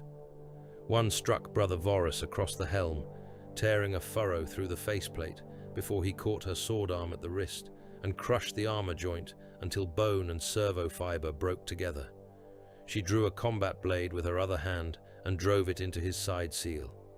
Vorus answered by headbutting her faceplate hard enough to crack the visor, then forced his chainsword up beneath her breastplate. The blade found flesh. It chewed. Her armor shook as the chain teeth ate through ribs, lungs, and spine. Vorus withdrew the weapon in a spray of red and white fragments.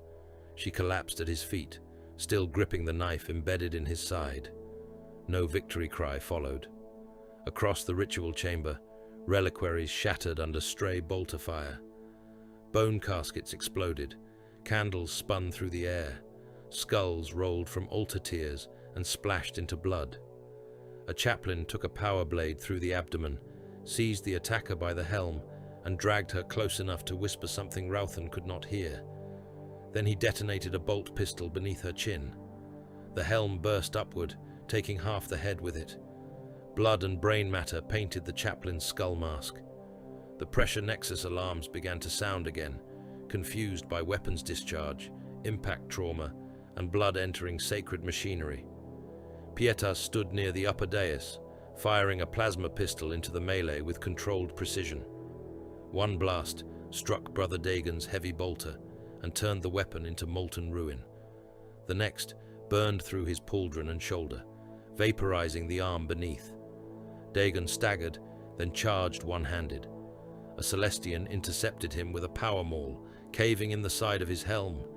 He caught the maul haft under his remaining arm, leaned forward through the crackle of power discharge, and bit into her gorget seal with transhuman jaws. When he tore back, blood came with him. The Celestian hammered him again. Dagon died standing, crushing her against the altar with the weight of his body as he fell. Ralphan crossed blades with another Celestian beneath the hanging chains. Her chainsword met his in a shriek of teeth. Sparks cascaded around them. She was fast, disciplined, and filled with righteous hatred. Her helm grill snarled a battle hymn through the vox, each word warped by static and fury. "Traitor!" she spat. Ralphan did not answer. He broke the lock by driving his knee into her abdomen with enough force to crack plate. She staggered, but did not fall. Her bolter came up between them. Ralphan knocked the muzzle aside as it fired. The shell struck a hanging corpse and bursted across both of them in a hot rain of meat. He slammed his combat blade into her elbow joint, severed the cables, then drove his chainsword across her thigh. The teeth bit through armor, muscle, and bone. She dropped to one knee. Still, she tried to strike. Ralphan placed his bolter against her helm. The shot removed the back of her head and filled the air behind her with red mist. He moved on. The battle lasted minutes. It felt older than the Hives. The Celestians fought with the absolute conviction of the faithful, and the sons of Malice killed them with the absolute efficiency of executioners. There was no hatred in the movement, not yet. Hatred was deeper than rage. The sons did not howl. They did not curse. They did not proclaim themselves wronged. They advanced through the chamber with bolter, blade, fist, and boot, dragging down the faithful as they had dragged down heretics hours before. That was the horror of it. There was no difference in the method, only in the target. When the final Celestian fell, her armor split from collar to waist by Cathal's blade. The chamber returned to silence in stages. First the bolters ceased, then the chainswords guttered, then the wounded stopped moving. Last came the pressure engines, humming beneath the slaughter as if nothing of consequence had changed. Blood ran from the altar in sheets. It mingled loyal and heretic, Astartes and Sororitas, stormtrooper and cult commander, all of it draining into the grooves of the maintenance dais and dripping onto the lower deck. The Cathedral of Meat had become something worse. Not a victory rite, not a battlefield. A wound opened inside the Imperium itself. Pietas was alive. Cathal had seen to that. She knelt before the altar with both arms bound behind her, her plasma pistol gone, her coat torn, her face bloodied but unbowed. 2 sons held her in place. Around her lay the bodies of those she had brought to deliver censure. The rosette still hung at her throat, spattered red. Cathal stood before her. "You have killed servants of the Emperor," Pietas said. "So have you. You are damned." Cathal looked down at her for a long moment. "No, we are revealed. You think this strength? I think it honesty." She spat blood onto his greave. "The Imperium will burn you from its rolls. Your name will be cursed. Your homeworld will be scoured. Your brothers will be hunted. There will be no forgiveness for this." Cathal removed the ritual knife from the altar. "There has never been forgiveness," he said. "Only postponement." Ralphan watched from among the surviving brothers. His armor was scored. His left side burned where a bolt fragment had pierced the underplate. Brother Malchior was dead. Dagon was dead. Others bled in silence, refusing aid until the rite concluded. The bodies of the Celestians lay amid the traitors they had come to avenge from desecration. Ralphan wondered briefly whether memory tasted different when the flesh had been loyal. The thought passed. Cathal gripped Pietas by the hair and drew her head back, exposing the throat. Even then, she did not beg. That too was worthy of note. Her final words were not for him. "Emperor, witness." Cathal's blade opened her throat from side to side. Blood poured down the altar. The chamber did not shake. The Emperor did not answer. No saint descended through the pressure gloom. No golden light burned the suns from existence. There was only the wet sound of arterial life leaving the body, the slow slackening of Pietas's face, and the silence of warriors who had passed beyond recall. Cathal held her until the last pulse faded. Then he lowered her onto the altar among the slain. The chaplain stepped forward, skull helm cracked, Crozius dark with blood. He looked upon the Inquisitor's body, the dead Celestians, the fallen sons, and the ruined Rite. "What remains, Captain?" Cathal turned toward the gathered brothers. For the first time, something like open contempt entered his voice. It was not rage. Rage was too small. It was a verdict passed upon an empire. The Imperium has mistaken obedience for loyalty. No brother spoke. Cathal lifted his blood-wet blade.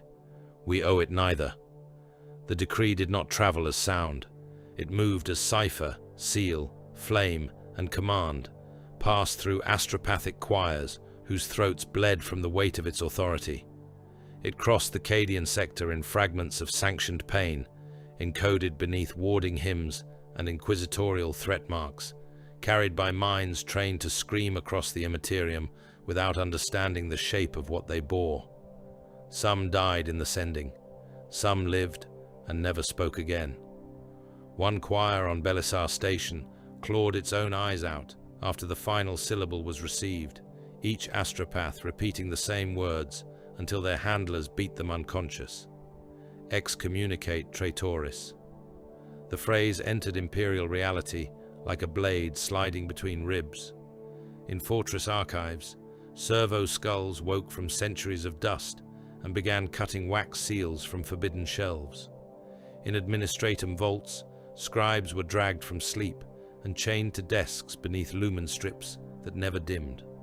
They scratched revised designations onto parchment with hands cramped into hooks, crossing out honor rolls, campaign commendations, tithe exemptions, crusade citations, and blood debts owed to the chapter once known among loyal arms as the Sons of Malice. Their names were not erased gently. They were scored away with acid quills. Pages were burned in iron censers. Data stacks were purged by sanctified scrap code. Oath tablets cracked beneath servo hammers. Supply warrants were voided. Docking privileges rescinded. Gene seed access sealed beneath triple lock censure. Armory exchange permissions nullified. Astropathic recognition codes marked hostile. Chapter heraldry was removed from wall mosaics by servitors with chisels and no eyes. There was no grief in the bureaucracy. There was only mechanism. A chapter that had once stood within the vast and ugly machinery of imperial war had become a contaminant in the ledger. The Imperium did not mourn weapons that cut the hand. It marked them unsafe, isolated the wound, and prepared cautery. On shrine worlds, priests read modified litanies from pulpits of bone and brass. Their congregations did not know the name they were being taught to hate. They only knew a new curse had entered the approved language of damnation. In naval command sanctums, captains received kill authorizations that tasted of old fear and fresh politics. In Munitorum bastions, quartermasters stamped denial sigils over crates that had already been loaded for delivery. In fortress monasteries of other chapters, sealed communiques were opened beneath the gaze of chaplains, and the words were received with silence, contempt, suspicion, or recognition too dangerous to name. Excommunicate traitoris. The Imperium had spoken. Aboard the hunger of the void, the sons of Malice listened. They did not rage. They did not plead innocence through astropathic channels. They did not assemble advocates, petition the High Lords, or appeal to brother chapters. No remembrancer was summoned to defend their honors. No priest was permitted to wash the blood from the pressure nexus altar and call it misunderstanding. The decree entered the ship's command systems, struck the outer layers of authentication, and was allowed to bloom in the strategium like a death sentence carved into light. Captain Cathal stood before it. Around him gathered the officers of the chapter, company captains, chaplains, apothecaries, tech marines, sergeants, standard bearers, veterans of wars whose names had already begun to vanish from imperial record. Some bore wounds from the battle against Pietas and the Celestians. Some had armor patched with unpainted ceramite. Some carried fresh kill marks beneath old oaths. All stood in silence. The words glowed above the hololithic dais. By authority of the holy ordos, by witness of heresy, by contamination of rite, doctrine, and martial practice, by unlawful slaying of agents of the throne, by refusal of censure, by abomination of cannibal observance, by spiritual deviation, by declared contempt for imperial authority, excommunicate traitoris.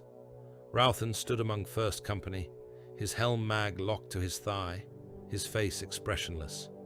The decree should have been an ending. He understood that intellectually. The chapter's place in the Imperium had been severed, its oaths invalidated, its victories recategorized beneath cautionary notation, its dead made politically inconvenient, its living marked for annihilation. Yet he felt no loss, only a deepening. Silence had once been discipline. Now it became identity. The quiet in the strategium was no longer the restraint of loyal weapons awaiting command. It was the stillness of blades removed from their sheath and pointed in all directions. Cathal read the decree to its end. Then he dismissed it with one gesture. The hololith died. No one spoke. The captain turned toward his brothers. The strategium's black iron walls reflected the pale light of void displays. Beyond them, through armored glass, the stars thinned toward the direction of the eye. That wound in reality had watched them for centuries. It watched now, patient as hunger. Cathal's voice came low and controlled. The Imperium names us traitors. No response. It says we have betrayed its laws. Still nothing. It says our rites offend its purity.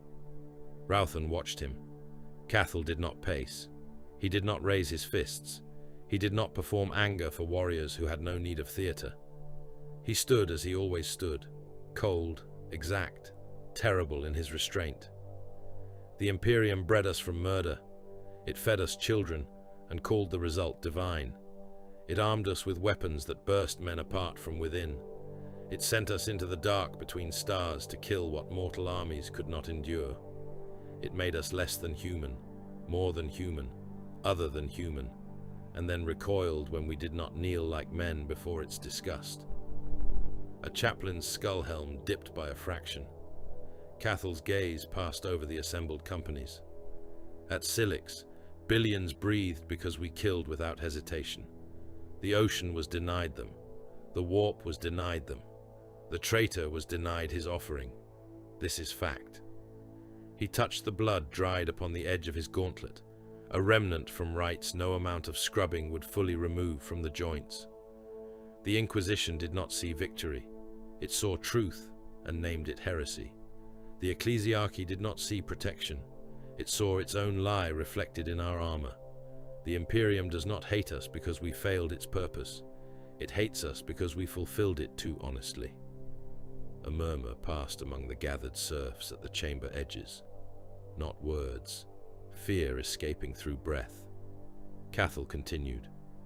We are judged by cowards who require monsters and demand they smile beneath halos. We are condemned by hypocrites who gorge empires upon corpses but flinch from a single sacred mouthful. We are betrayed by masters who mistake obedience for loyalty and ritual for corruption because they have forgotten what war is. Ralphan felt the words enter him like cold iron. Not inspiration, confirmation. Cathal lifted his helm. Its red lenses were dark, yet seemed to stare across the chamber. The Imperium is guilty. The silence accepted the charge. Guilty of betrayal, guilty of hypocrisy, guilty of cowardice, guilty of wasting strength, guilty of fearing the weapons it forged, guilty of casting judgment upon Skilus while knowing nothing of hunger. He placed the helm over his head. Seals engaged with a hiss. When his voice came again, the Vox grill gave it the depth of a tomb door grinding open. We withdraw. The order moved through the ship and fleet without spectacle. Translation calculations were made. Recognition codes were burned. Loyalist identification beacons were ripped from consoles. Serfs who objected were shot. Serfs who wept were ignored unless their functions suffered. Those whose functions suffered were shot as well. The Tech Marines sealed the machine spirits from Imperial command protocols with rites that tasted of blasphemy and necessity. The chaplains moved through the reclusiums and stripped away approved liturgical passages that smelled too strongly of obedience. The chapter fleet turned toward the Eye of Terror. Behind them, the Imperium gathered knives. Before them, the warp opened its impossible mouth. They entered exile without song. Yet the Imperium did not strike first at the fleet. It struck at Skilus. Ralphan learned it from the orbital feed 3 weeks after the decree, when the hunger of the void translated at the edge of the system under black running. Skilus filled the viewing vault below, dark and scarred beneath rust storms, its mountains jagged as broken teeth, its deserts veiled in red dust. The world of his birth, the world that had killed Ralph and given the remnants to the apothecaries, the world whose rites had been refined into chapter sacrament, the world whose hunger beat inside every brother who had survived its trials. Imperial ships already hung above it. Cadian markings glowed on their hulls. The Cadian 331st had come in force. Ralphan watched without movement as invasion vectors unfolded across the hololith. Landing zones marked the tribal basins. Artillery sites bloomed near the old bone roads. Armored columns moved like iron insects across the black plains. Thunderbolts screamed through the red atmosphere. Valkyries descended into storm banks. Imperial Guard regiments deployed not to conquer cities, for Skilus had none worth the name, but to erase the human root system from which the chapter had drawn its aspirants. The campaign was called Cleansing. Ralphan knew cleansing when he saw it. It looked like erasure. Orbital batteries fired. The first lance strike hit the teeth of Charon, the obsidian ridge where Ralph had climbed until his hands bled and eaten the nameless meat placed before him. Light speared down through the rust clouds. The ridge became white fire, then black vapor, then a collapsing wound in the mountainside. The shock wave rolled outward and swallowed the ravines where failed aspirants had once been left for scavengers. Another strike erased the feast hollow of Clan Varak. Ralphan did not remember the place with mortal tenderness. He remembered stone, blood, blind Odrak, Chieftain Vor's scarred hand breaking a boy's jaw, the taste of enemy heart, corpse fires under a poisoned sky. The place vanished beneath expanding flame, and something old inside his fused ribs tightened. No alarm rune marked it, no wound opened, no loss registered in his armor. Still, he knew. The Imperium was not punishing heresy, it was murdering memory. The Cadian 331st advanced under artillery cover. Their infantry moved in disciplined ranks through ash gullies, rebreathers sealed, laze guns ready, banners snapping in the toxic wind. Lehman Russ battle tanks crushed bone shrines beneath their treads. Hellhounds washed cave mouths with promethium until the screams inside became muffled popping sounds, and then nothing. Basilisk shells walked across tribal holds and turned black stone walls into storms of shrapnel that shredded men, children, dogs, skin banners, cooking racks, oath posts, and the old carved skulls of honored enemies. The tribes fought back. Of course they did. Ralphan watched Skilus bare its teeth. Warriors of Varak, Moric, Drow, Keth, and nameless dust clans poured from hidden ravines with hook chains, flint axes, scavenged autoguns, iron spears, and blades made from the bones of their dead. They charged tanks as if courage could crack adamantium. Some reached the hulls and climbed them beneath stubber fire, jamming hooks into vision slits, slamming burning fat jars into engine grills, dragging crewmen from hatches when luck and madness allowed. Others swarmed Cadian infantry in the rocks, cutting throats, taking hands, dying with teeth buried in armor seals. They were brave. They were doomed. Lashfire stitched them apart by the hundred. Mortars burst among them and threw bodies into the air as boneless red shapes. Heavy bolters made red fog where chieftains had stood. A Cadian officer was dragged down by 3 Skilus warriors and gutted with stone knives before a flamer team burned all 4 into one screaming knot. Tribal shamans stood upon ridges, shaking skull sensors and cursing the invaders. Snipers took them through the mouth, the eye, the heart. Blind Odrak, if he still lived, died somewhere beneath falling stone, or beneath tank treads, or beneath the same sky that had watched his lessons. The bone altars broke. The corpse fires went out beneath promethium storms. The skin banners burned. Ralphan stood at the viewport until the glass reflected his face over the burning world. He looked at Skilus and saw not a home in the mortal sense, but a parent of another kind, cruel, starving, merciless. A world that had never loved its children because love was not one of its minerals, yet it had made them. It had bitten away softness. It had taught them that flesh was memory, hunger was law, and mercy was rot before death. Now, the Imperium shelled that parent into ash and called the act righteousness. A younger battle brother beside him spoke for the first time in days. We should descend. Ralphan did not look at him. We cannot. They burn the tribes. Yes. They burn the trials. Yes. They burn us. Ralphan turned then. The brother's helm was on, red lenses fixed upon the world below.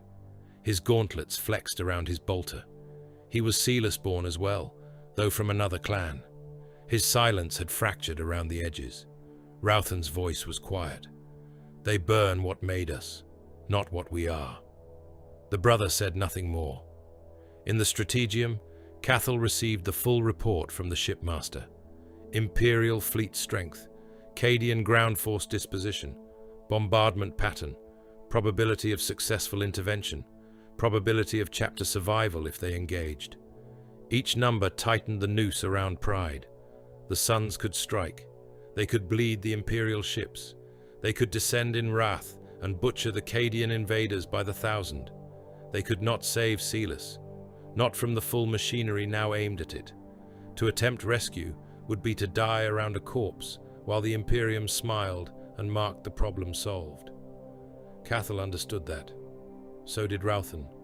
So did every captain whose fists clenched and unclenched in the red light of the hololith. The final orbital view came as the chapter fleet translated toward the eye. Skilus burned beneath them. The rust storms had become firestorms. Mountain ranges glowed at their roots. Tribal holds collapsed into molten pits. Ash rose into the atmosphere in bruised spirals. The Cadian 331st continued its work with the methodical discipline of soldiers who believed themselves righteous because their orders had been stamped by higher hands.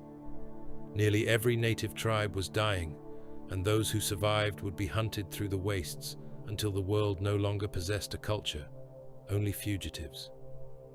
Ralphan felt the warp translation alarms begin to pulse through the deck. The ship prepared to leave real space. On the central feed, an administratum classification rune appeared over Skilus. Perdita, lost, forbidden, condemned. A world written off, not because it lacked use, but because its use had become intolerable to those who feared what it had produced. Cathal stood before the viewing vault as the first colors of the Imperium bled across the stars. His voice entered the ship-wide vox. Not loud. It did not need to be. Skilus is declared dead by those who never understood its life. Every warrior aboard heard him. The Imperium believes a world can be killed by decree. It believes memory burns with stone. It believes hunger ends when the mouth is broken. Ralphan looked upon the dying sphere until the warp began to swallow the image. They have taken our birth world, Cathal said. They have murdered the tribes. They have ground bone altars beneath Cadian tracks and named the ash clean. The deck trembled. Reality thinned. The eye opened before them like a wound eager to receive its own.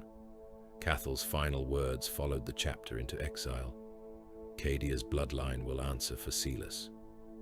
The Eye of Terror did not receive the sons of Malice as a kingdom receives exiles. It swallowed them. Reality failed in layers around the chapter fleet. Stars bent first, then bled, then disappeared behind colors that had never belonged to any sane spectrum. The void became a wound without edges. Time loosened its grip. Vox ghosts moved through dead channels, speaking in the voices of brothers who had not yet died, and serfs who had been dead for decades. Bulkheads sweated blood that vanished when touched. Prayer strips burned without flame. Machine spirits snarled and hid behind locked cogitator doors, while the warp pressed against the hulls like a sea of teeth. The sons did not pray for deliverance. They did not cry out to the Emperor. They did not beg the gods of the Imperium to spare them. They entered the Eye in silence, carrying Skilus in their bones. Brother Ralphan stood in the embarkation vault of the Hunger of the Void as the fleet approached the derelict. His armor was sealed, his bolter locked across his chest, his helm lenses filtering impossible light into tactical red. Around him, the remaining warriors of First Company waited in stillness. Some bore wounds from Silix, some bore fresher scars from the Void Passage, where warp manifestations had crawled through ventilation shafts and learned too late that the sons of Malice did not fear things that bled. Beyond the assault bay's forward-picked feed, the labyrinth drifted into view. It had once been an Imperial battleship. Once. Now it hung in the eye like the corpse of a god chained to bad dreams. Its prow was broken, yet still vast enough to pierce a moon. Its gun decks stretched into shadow, miles of dead macro-cannon mouths and shattered lance arrays. Cathedral spires rose from its dorsal spine, leaning at angles no shipwright had intended. Armor plates had peeled away in places, revealing ribworks of adamantium, exposed conduits, and chambers open to the warp where lights moved without source. It should have been dead. Every auger sweep claimed it was dead. Every machine spirit aboard the sun's vessels disagreed.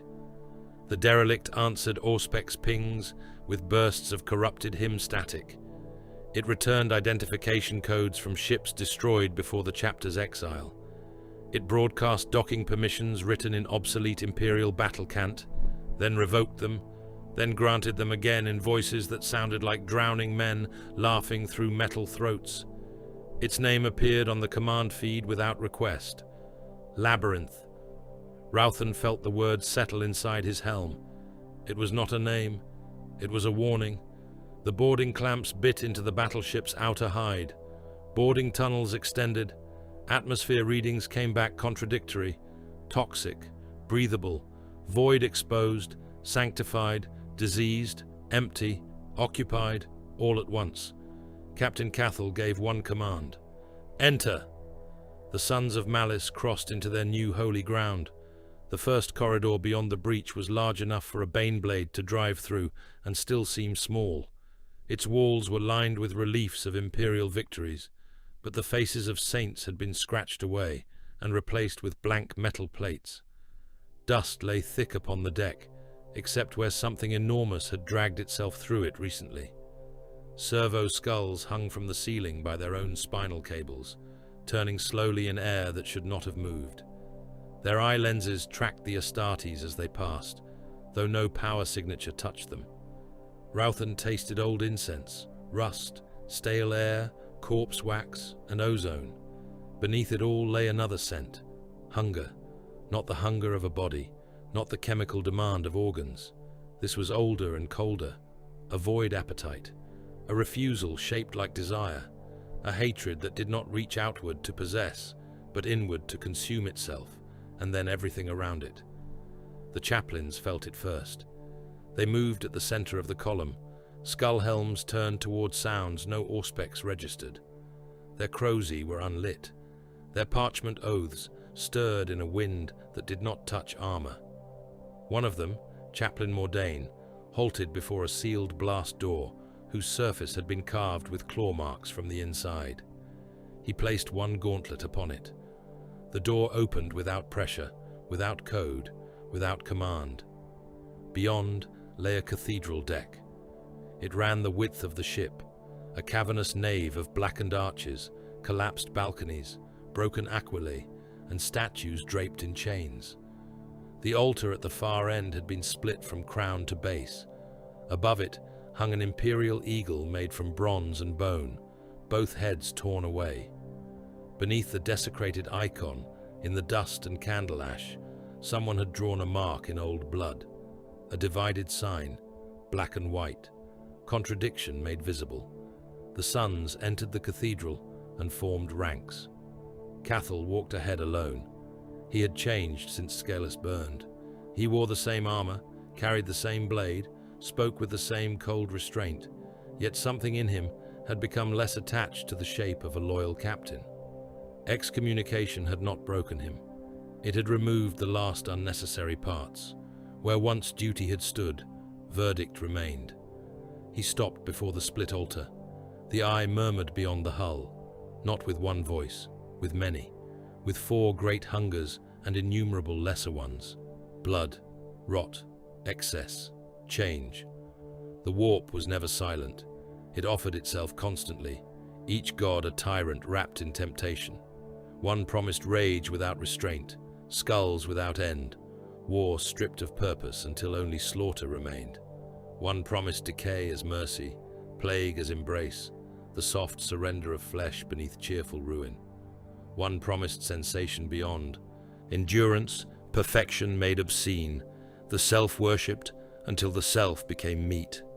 One promised schemes inside schemes, knowledge poisoned by its own reflection, freedom that became a maze with laughing walls. Cathal looked upon the broken altar and rejected them all. Corn is appetite chained to a throne of bone, he said. His voice was quiet, but the cathedral carried it. Nurgle is surrender praised as endurance. The brothers listened. Slanesh is slavery to sensation. No one moved. Tzeentch is a coward's labyrinth, a promise that devours the hand reaching for it. The ship groaned around them. Cathal raised his gaze toward the headless Aquila. And the Emperor?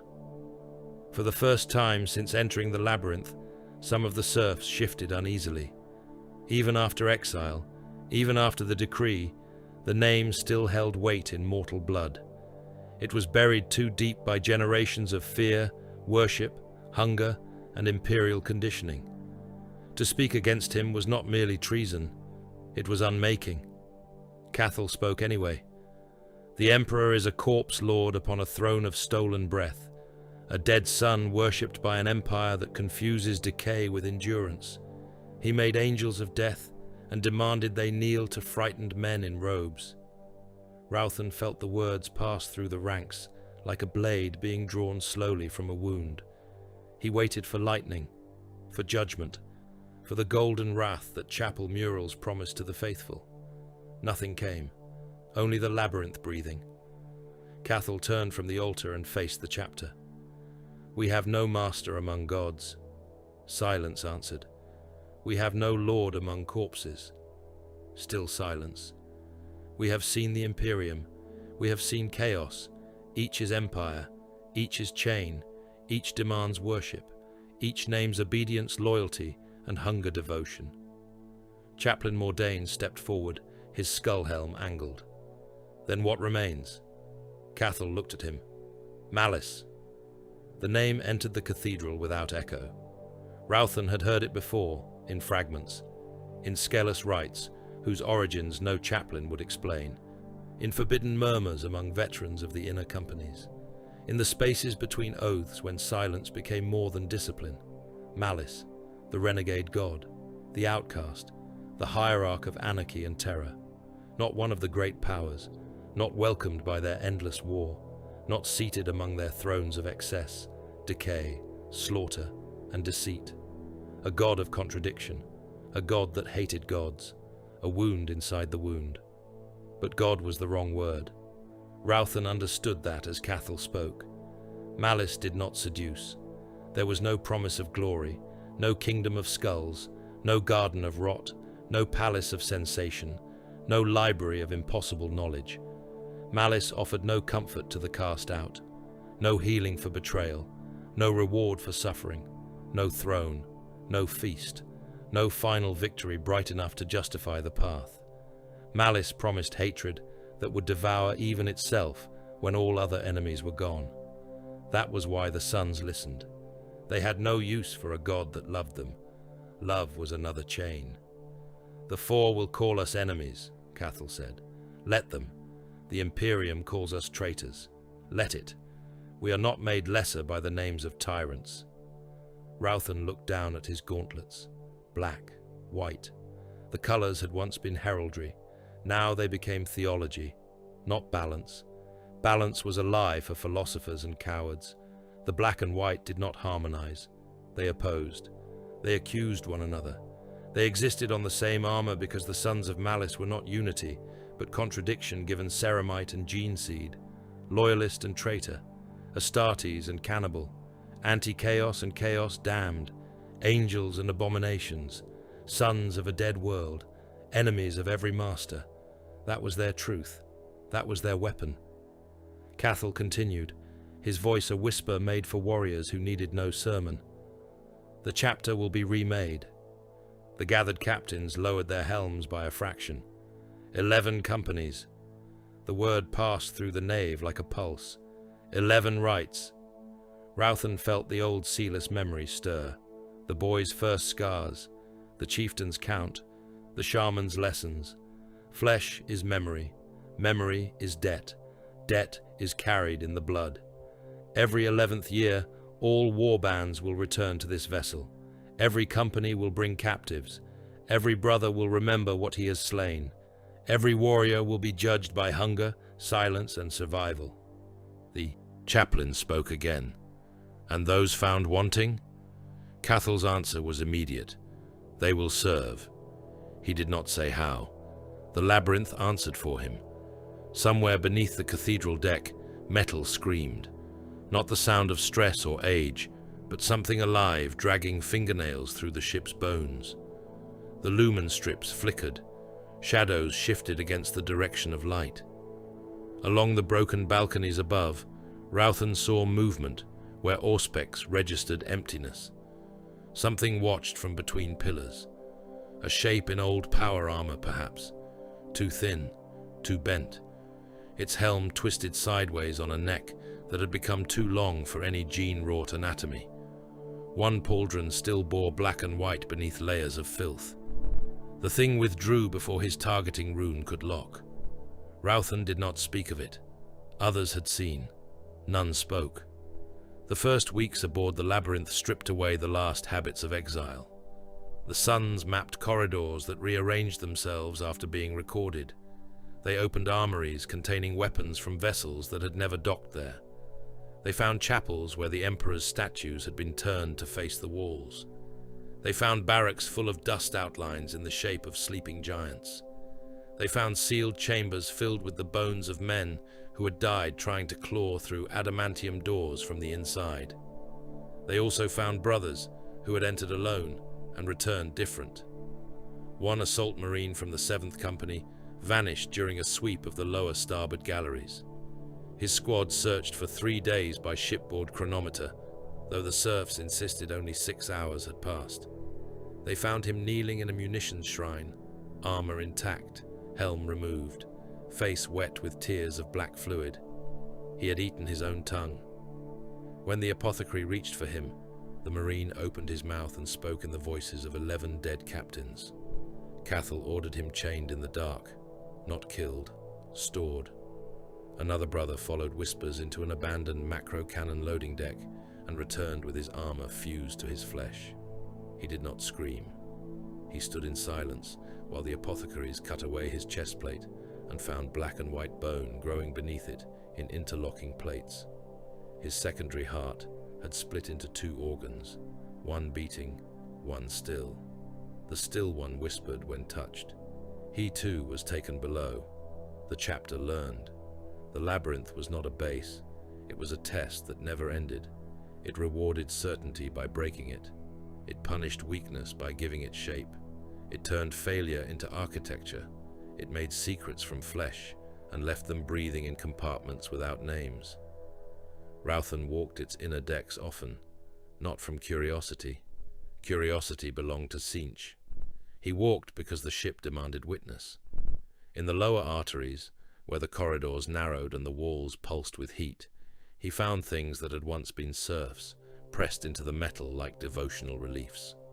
Their mouths opened and closed without sound. Their eyes followed him with gratitude or accusation.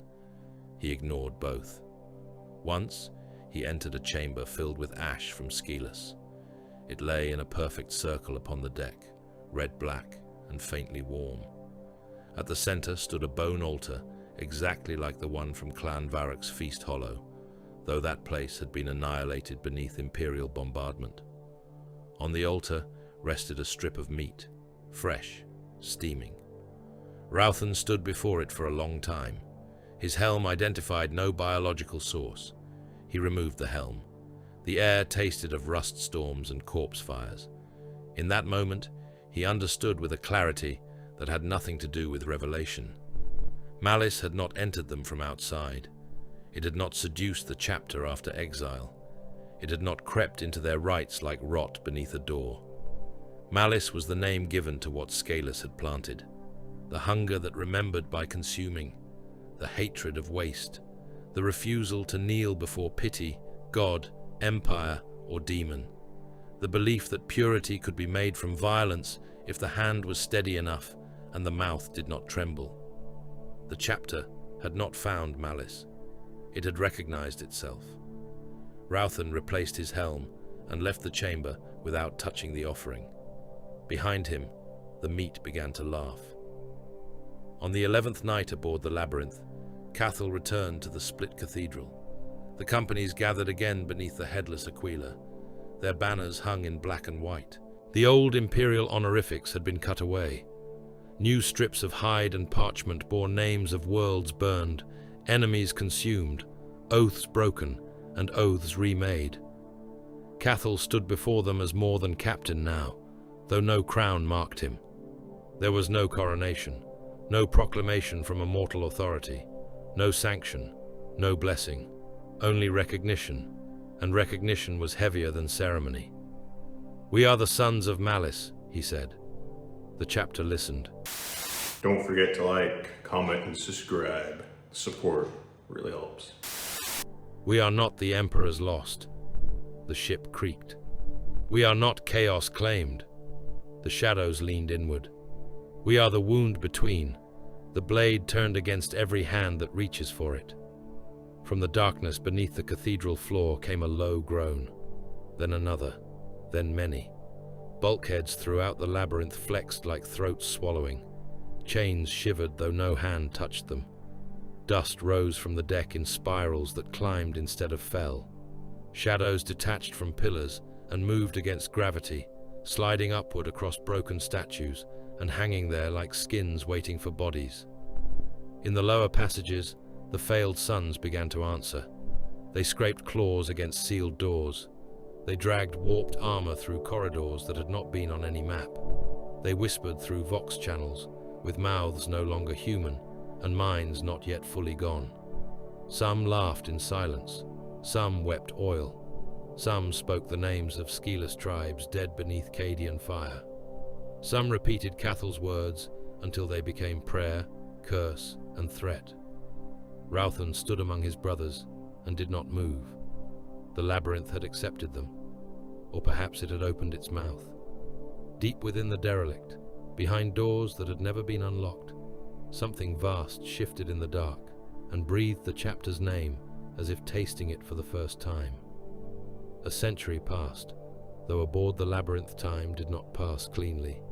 It folded, curdled, reversed, and returned wearing the faces of the dead. Some corridors still remembered the first night the sons of Malice had entered the derelict. Others had aged by millennia in the space between two heartbeats. In the lower decks, rust grew like fungal rot across adamantium, only to vanish when touched by flame. In the reclusiam, candles burned down to nothing and then rose again, whole and black, their wicks already smoking. Serfs born in the eye became old men without ever seeing a true sun. Some died and were found again as children in sealed compartments, gnawing their own fingers and whispering the names of warriors not yet interred. The sons endured. They returned because the appointed year had come. Across the Eye of Terror, across raided systems, dead moons, corpse stations, demon-haunted void lanes, and war zones where Imperial and heretic fleets tore one another apart beneath impossible stars, the war bands turned their prows toward the labyrinth. Some abandoned sieges on the edge of victory. Some withdrew from massacres not yet complete. Some broke from running battles against rival chaos warbands, leaving wreckage, unfinished kills, and enemies howling insults into the warp. Some came limping, hulls torn open, gun decks burning, engines vomiting fire. Others came fat with plunder and prisoners, their holds packed so tightly with captives that men suffocated standing upright before they ever reached the feast. No order was repeated, no summons was required. The Rite called, and the sons answered. Brother Ralphan watched the returning vessels from a dorsal observation chapel where the armored glass had cracked decades earlier and never fully repaired itself. The void beyond shimmered with the madness of the eye. Ships emerged from it one by one, black silhouettes bleeding witchlight, their hulls marked in the divided colors of the chapter. Strike cruisers, escorts, raiders taken from dead renegades, Imperial hulls desecrated and repurposed, barges whose names had been cut away and replaced by oaths of hatred. They docked around the labyrinth like carrion birds, returning to the bones of a god. Ralphan had changed little in outward shape. Time did not consume the Adeptus Astartes as it consumed men. It refined them, damaged them, hollowed them, and filled the hollows with war.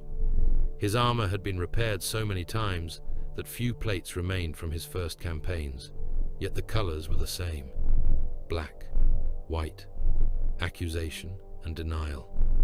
His face was paler than it had been in the days of Silix, the skin tight. Across the skull, the eyes deeper, colder. He remembered Skilus less as vision now, and more as taste. Ash, blood, Enemy heart. Rust storm. The memory had not faded. It had concentrated. Below him, the docks opened. The captives were brought aboard. They came from across the galaxy in chains, cages, stasis coffins, restraint harnesses, electro collars, and butcher frames. Men taken from Imperial convoys. Guardsmen captured from broken defensive lines. Priests dragged from burning shrines. Mutants purchased from warlords who did not ask what price memory paid. Heretics seized from rival cults. Beastmen, void-born cannibals, renegade officers, pirates, oath-breakers, corpse-guilders, traitor serfs, and screaming pilgrims who still believed the Emperor's name would protect them inside the Eye. There were Xenos as well. A captured orc knob roared in its cage until a son of Malice struck it through the bars, hard enough to break half its teeth. Pale raiders from some knife-obsessed breed hissed behind force restraints, their eyes filled with venomous calculation.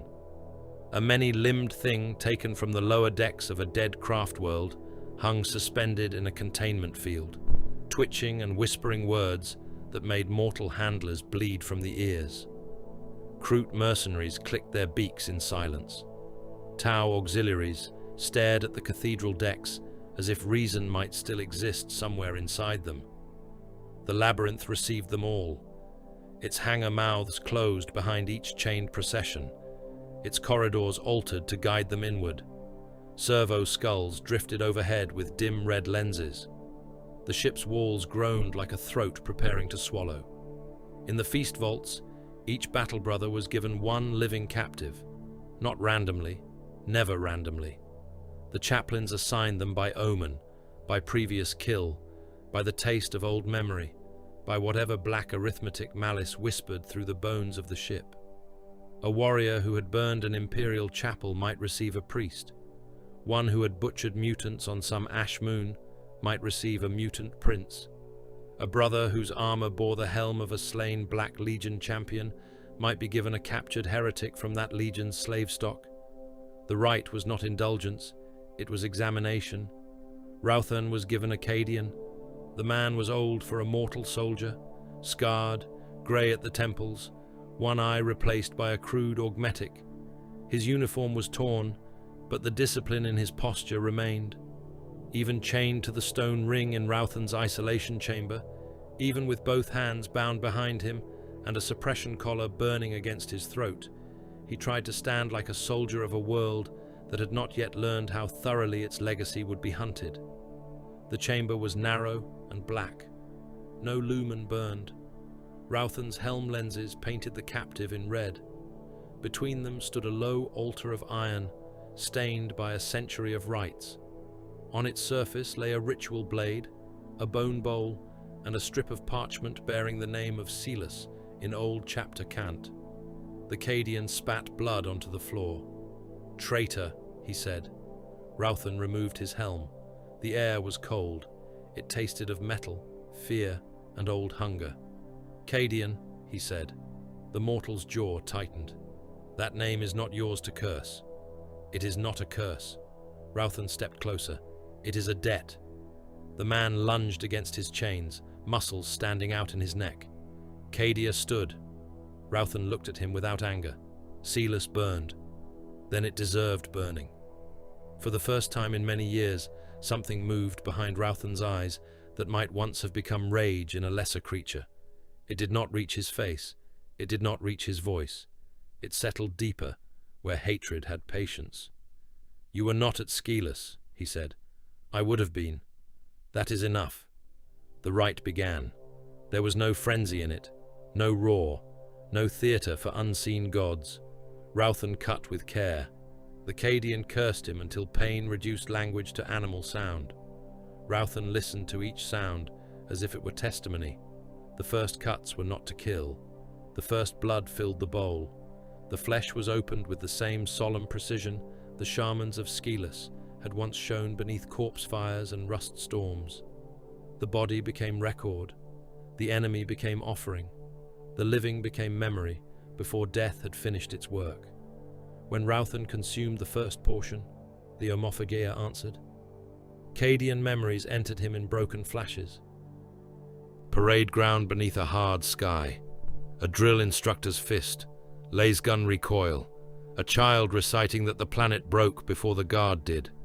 Skilus seen only through a targeting scope, a savage world marked for cleansing, orders stamped with certainty, tribal shapes running through flame, a bone altar crushed beneath a tank tread, laughter from young soldiers trying not to hear screams inside a burning cave.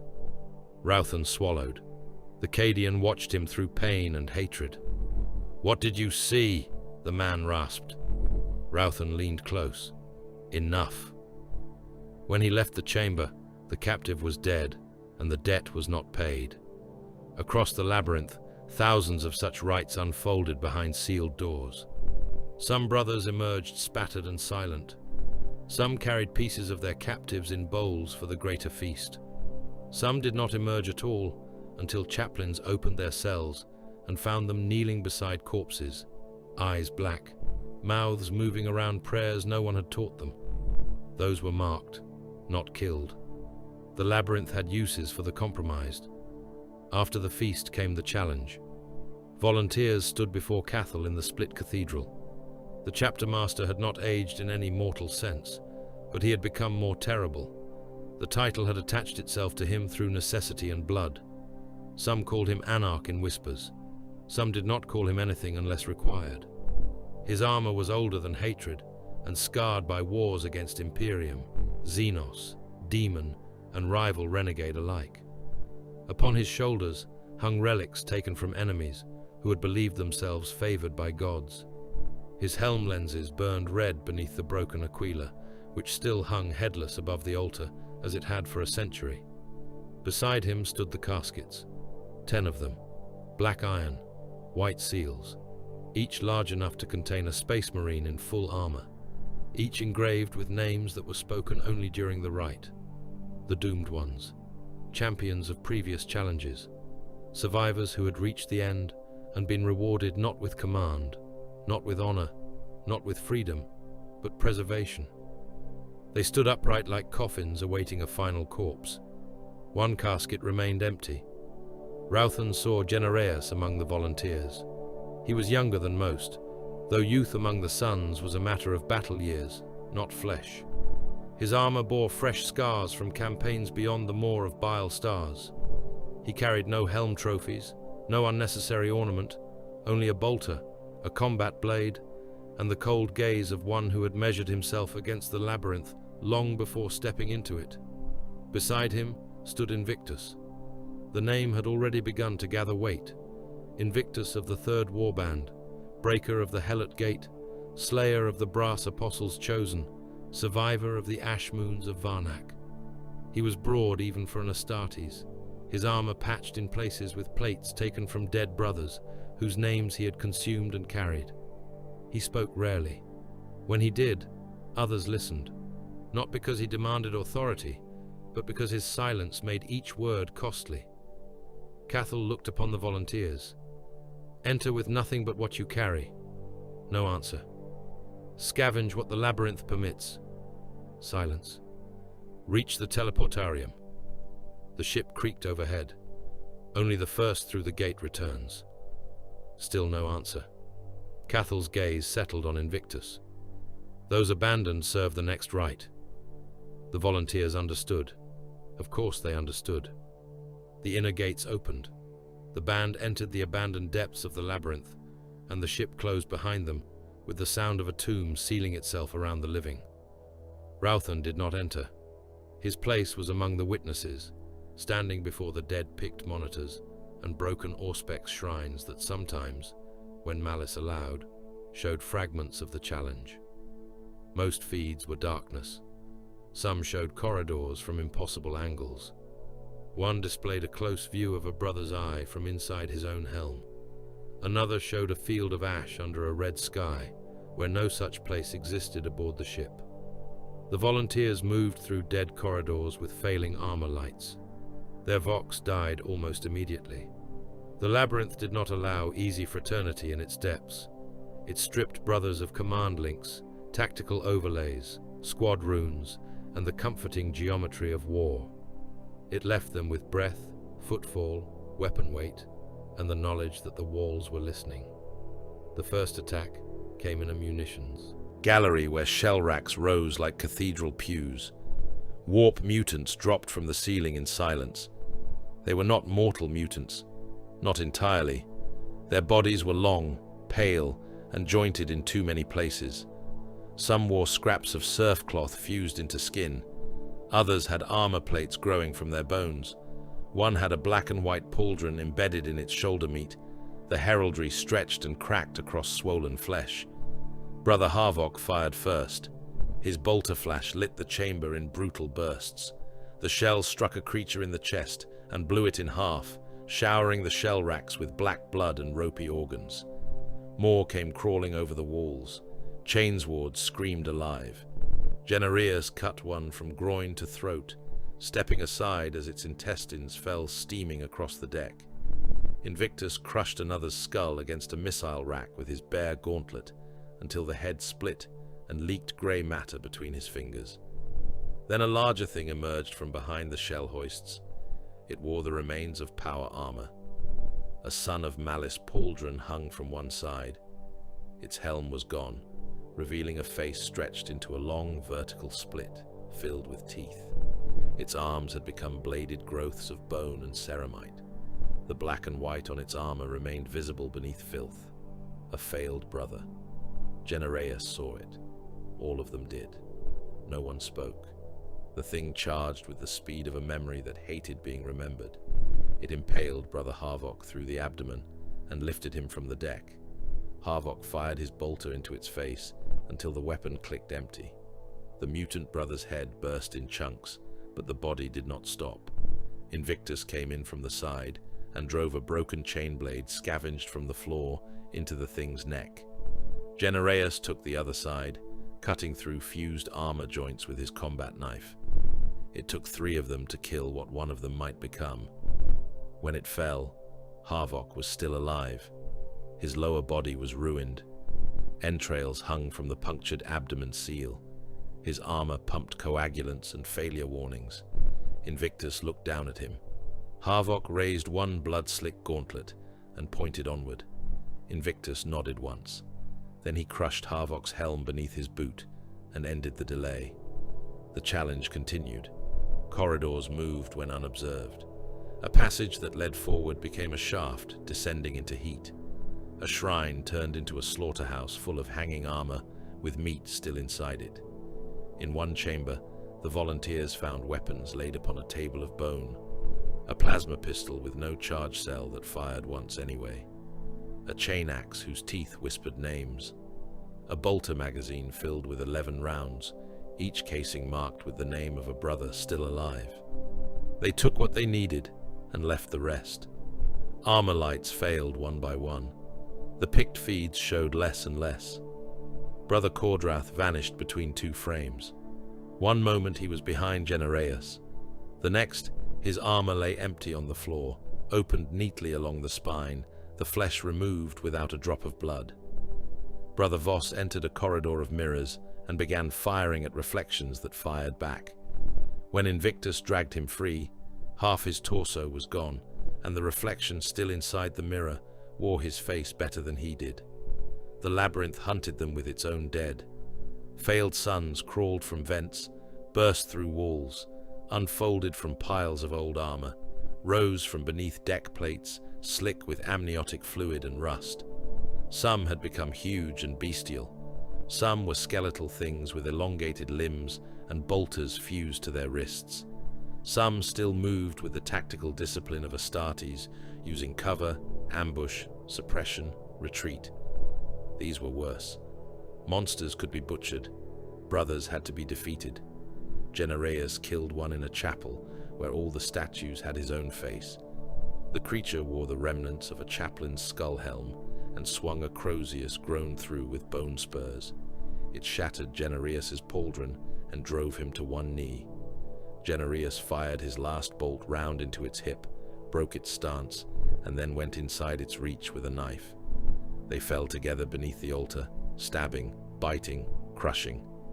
When Genereus rose, His helm was gone, and half his scalp hung down over one eye. He picked up the fallen Crozius and kept moving. By the time the final passage opened, only 3 remained. Genereus, Invictus, Brother Malvorn, whose left arm had been torn away, and whose armor had sealed the stump in black foam. The teleportarium gate waited at the end of a corridor made from fused bones and ship metal. It glowed with pale light, a rectangle of escape inscribed with runes that hurt mortal minds to see. Around it gathered the dead failures of previous challenges. Dozens, perhaps hundreds. Some wore armor from the 1st century of Exile. Some bore marks from rites older than Ralphan's memories. Some were only shapes under stretched skin, but all turned when the 3 living brothers entered. The final sprint was not glorious. It was butchery. Malvorn died first, dragged down beneath clawed hands while still swinging his combat blade. Genereus reached him, tried to tear the failed brothers away, and took a bone spike through the lung for the effort. Invictus did not turn back. To turn back was to fail all of them. He drove forward, using the Crozius Genereus had taken, smashing skulls, breaking limbs, forcing a path through bodies that had once worn his colors. Genereus understood. Ralphan saw it on the failing Pict feed, the brief image of the wounded brother looking after Invictus, blood bubbling through his teeth. Genereus threw the Crozius. Invictus caught it without looking. Then Genereus turned and charged the horde to buy him 3 heartbeats. It was enough. Invictus reached the teleportarium gate. A warped brother lunged from the side, its jaws opening wide enough to engulf his helm. Invictus drove the Crozius up through its throat and kept moving. The gate flared around him. White light swallowed black armor. For an instant, his silhouette stood divided by radiance, a figure of contradiction, blood, and refusal. Then he was gone. The gate closed. Behind him, Genereus and the others were abandoned to the dark. In the split cathedral, the empty casket opened. Invictus appeared upon the teleportarium dais in a crash of light and static. He fell to one knee. His armor was torn open in 6 places.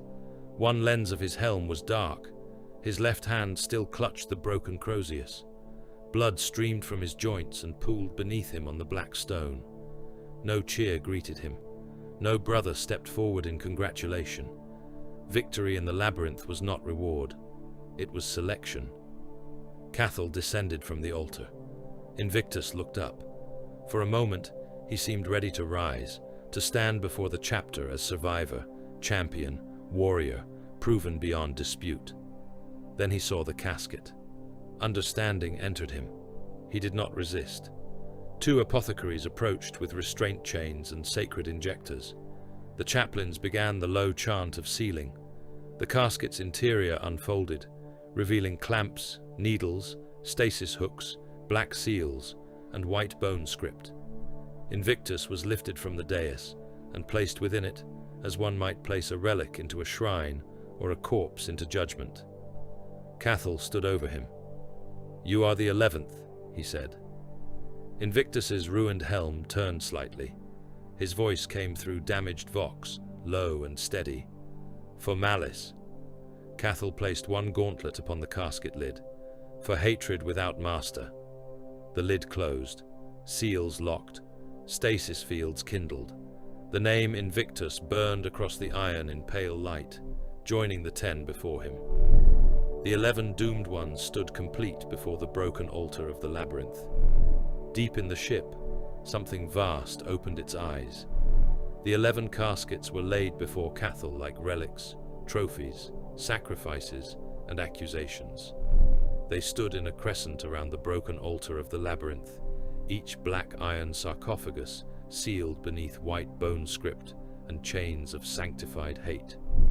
Frost clung to their edges, though the cathedral deck steamed with heat. The names upon them glowed faintly, not with lumen light, but with the pale sickness of the warp held at bay by ritual precision.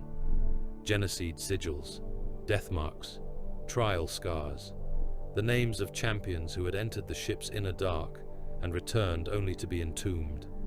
Invictus was the newest. His casket still bled, not from any wound visible to mortal sight.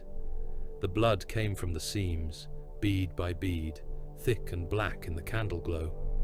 It ran down the iron face of the sarcophagus and gathered in the grooves cut into the deck. From there, it flowed toward the altar with the slow obedience of a thing that had been waiting for this moment since before the sons of Malice first crossed into exile. Ralphan stood among the gathered warbands and watched the blood move. He had watched worlds die. He had watched void shields collapse over hive cities and moons cracked by lance fire. He had seen demons crawl through the mouths of prophets and imperial saints burned in their own reliquaries. He had eaten the memories of Cadians, traitors, mutants, priests, warlords, pirates, and things that had never possessed a human soul to lose. He had carried Skilus inside him for more than a century, until the world of his birth no longer felt like memory, but like a wound that had learned to think. Yet the sight of the 11 caskets made something old inside him go still. This was not a feast. This was not judgment. This was not the consumption of the defeated, so the warp would be denied its prize. This was invitation. Cathal stood before the split altar as a monarch priest of absolute hatred. He did not scream. He did not chant like a word-bearer, did not froth like a blood-mad butcher, did not sway in rapture like the slaves of excess, or smile with the bloated patience of plague. There was no ecstasy in him, no supplication, no hunger for reward. His armor was black and white beneath the candle smoke, his cloak hanging still, despite the wind moving through the cathedral. His helm was bare, revealing the pale, severe face that had condemned an empire and never once looked uncertain. Around him stood the chaplains, skull helms lowered, crowsy dark.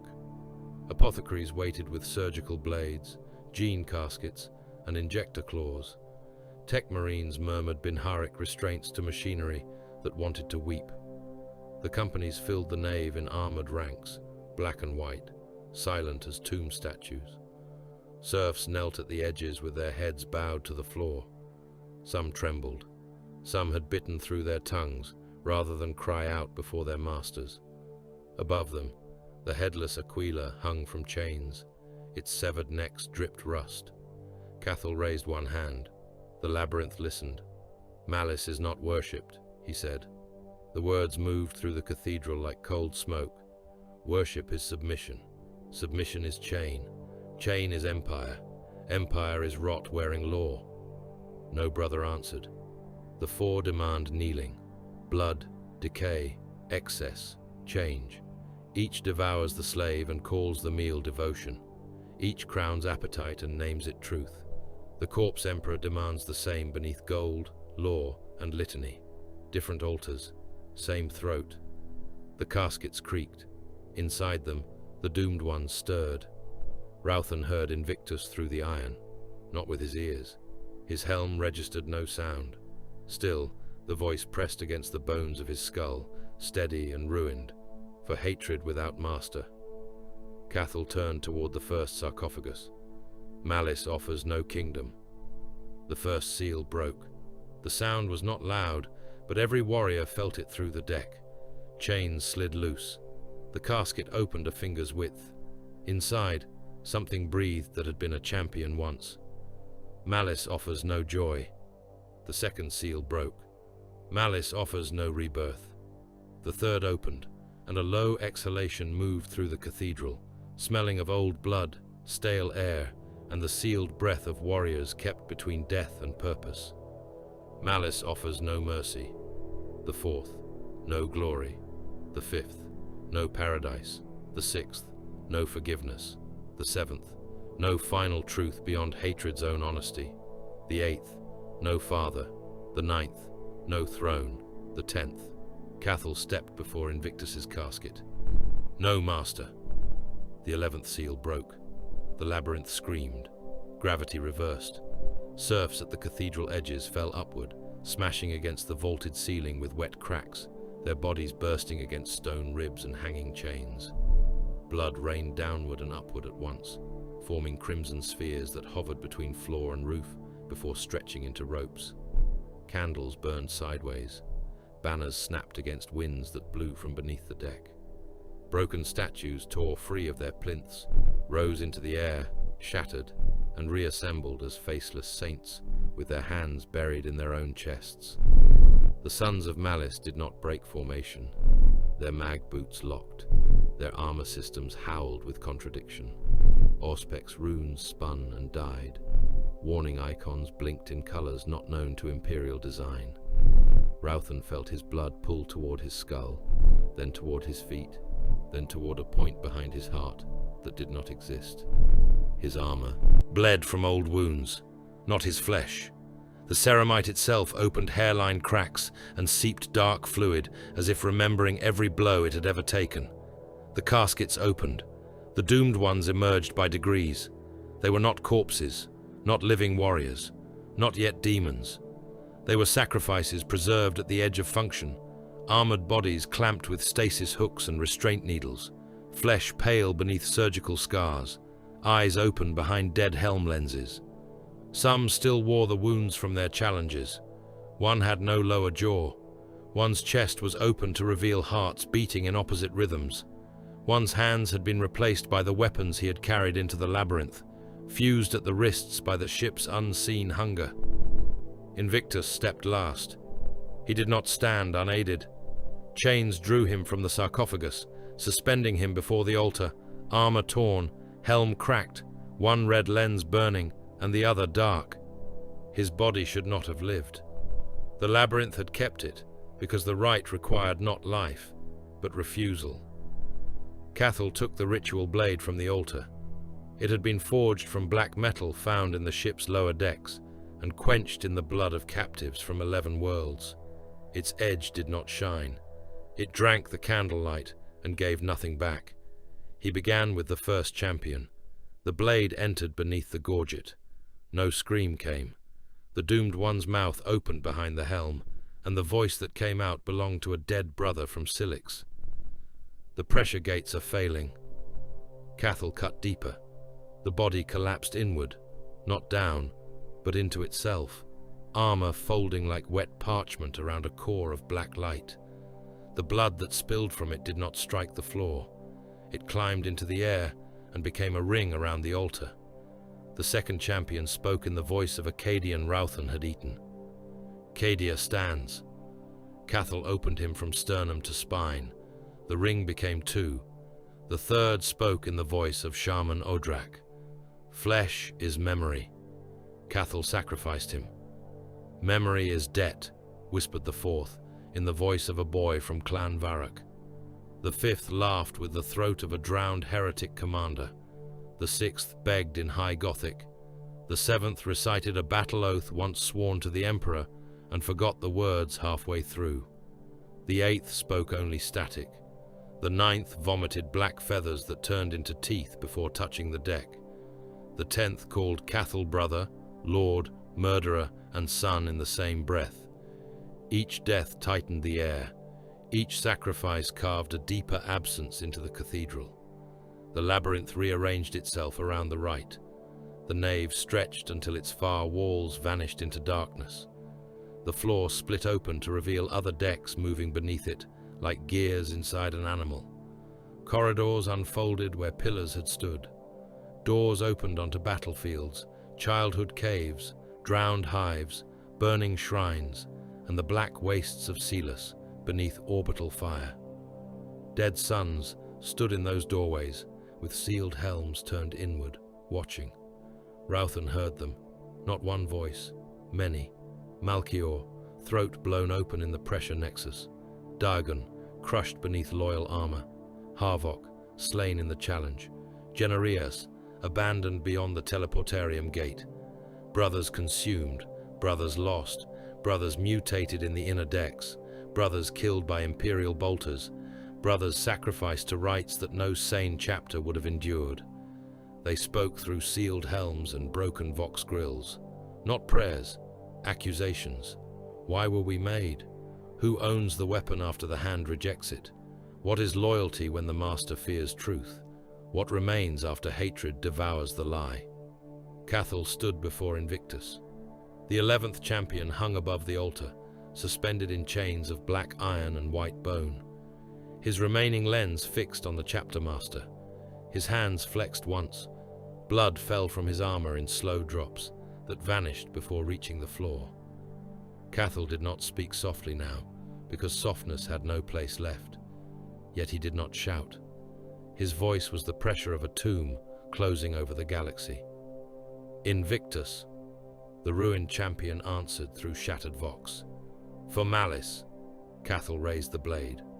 For the outcast, he said. The blade entered Invictus's chest. The cathedral vanished.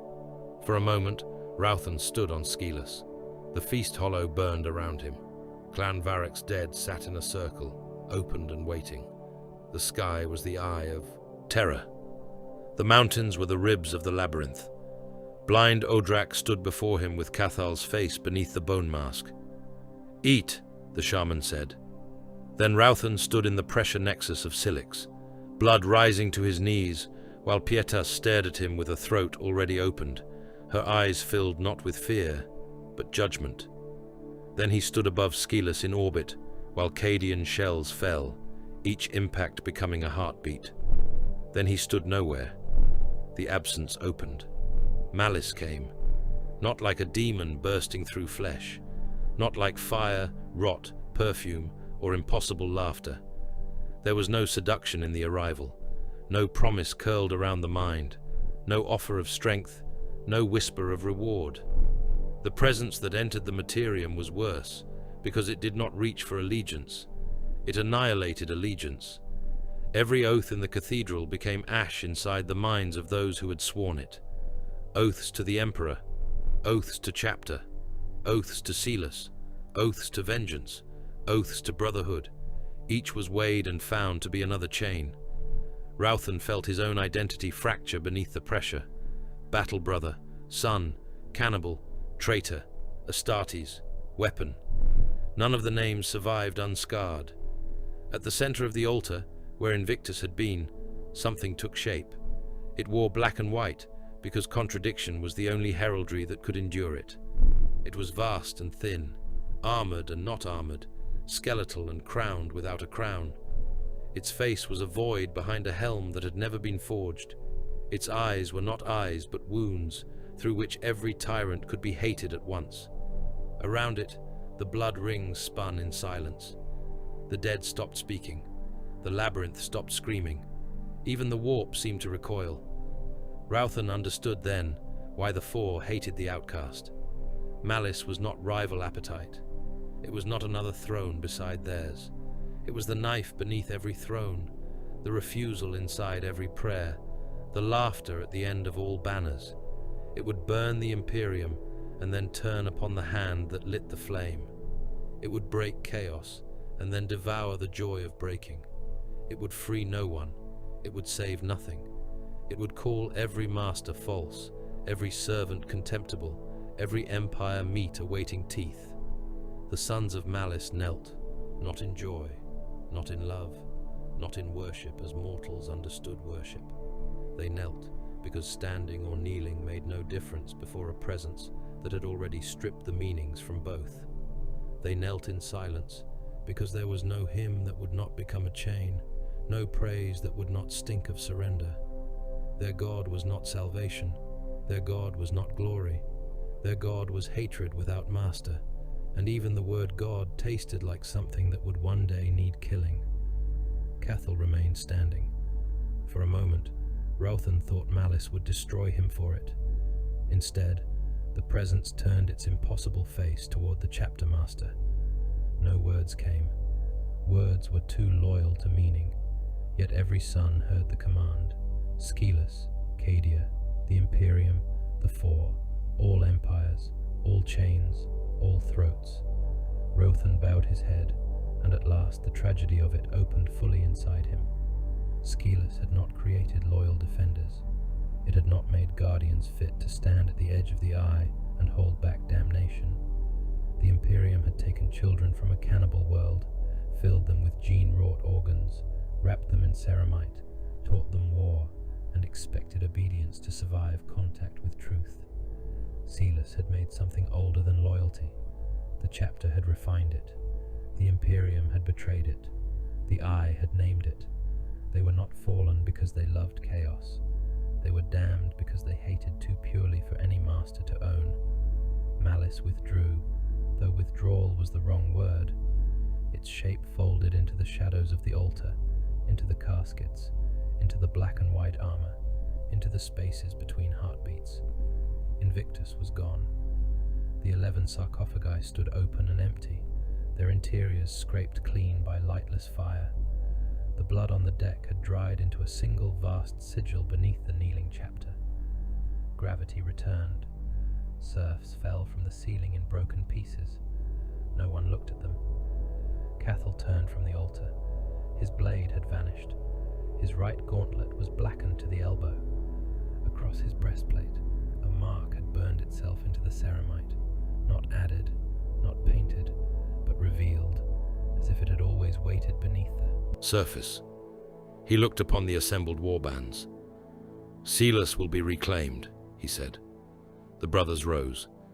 Cadia's line will be hunted. Helms turned toward him in perfect silence.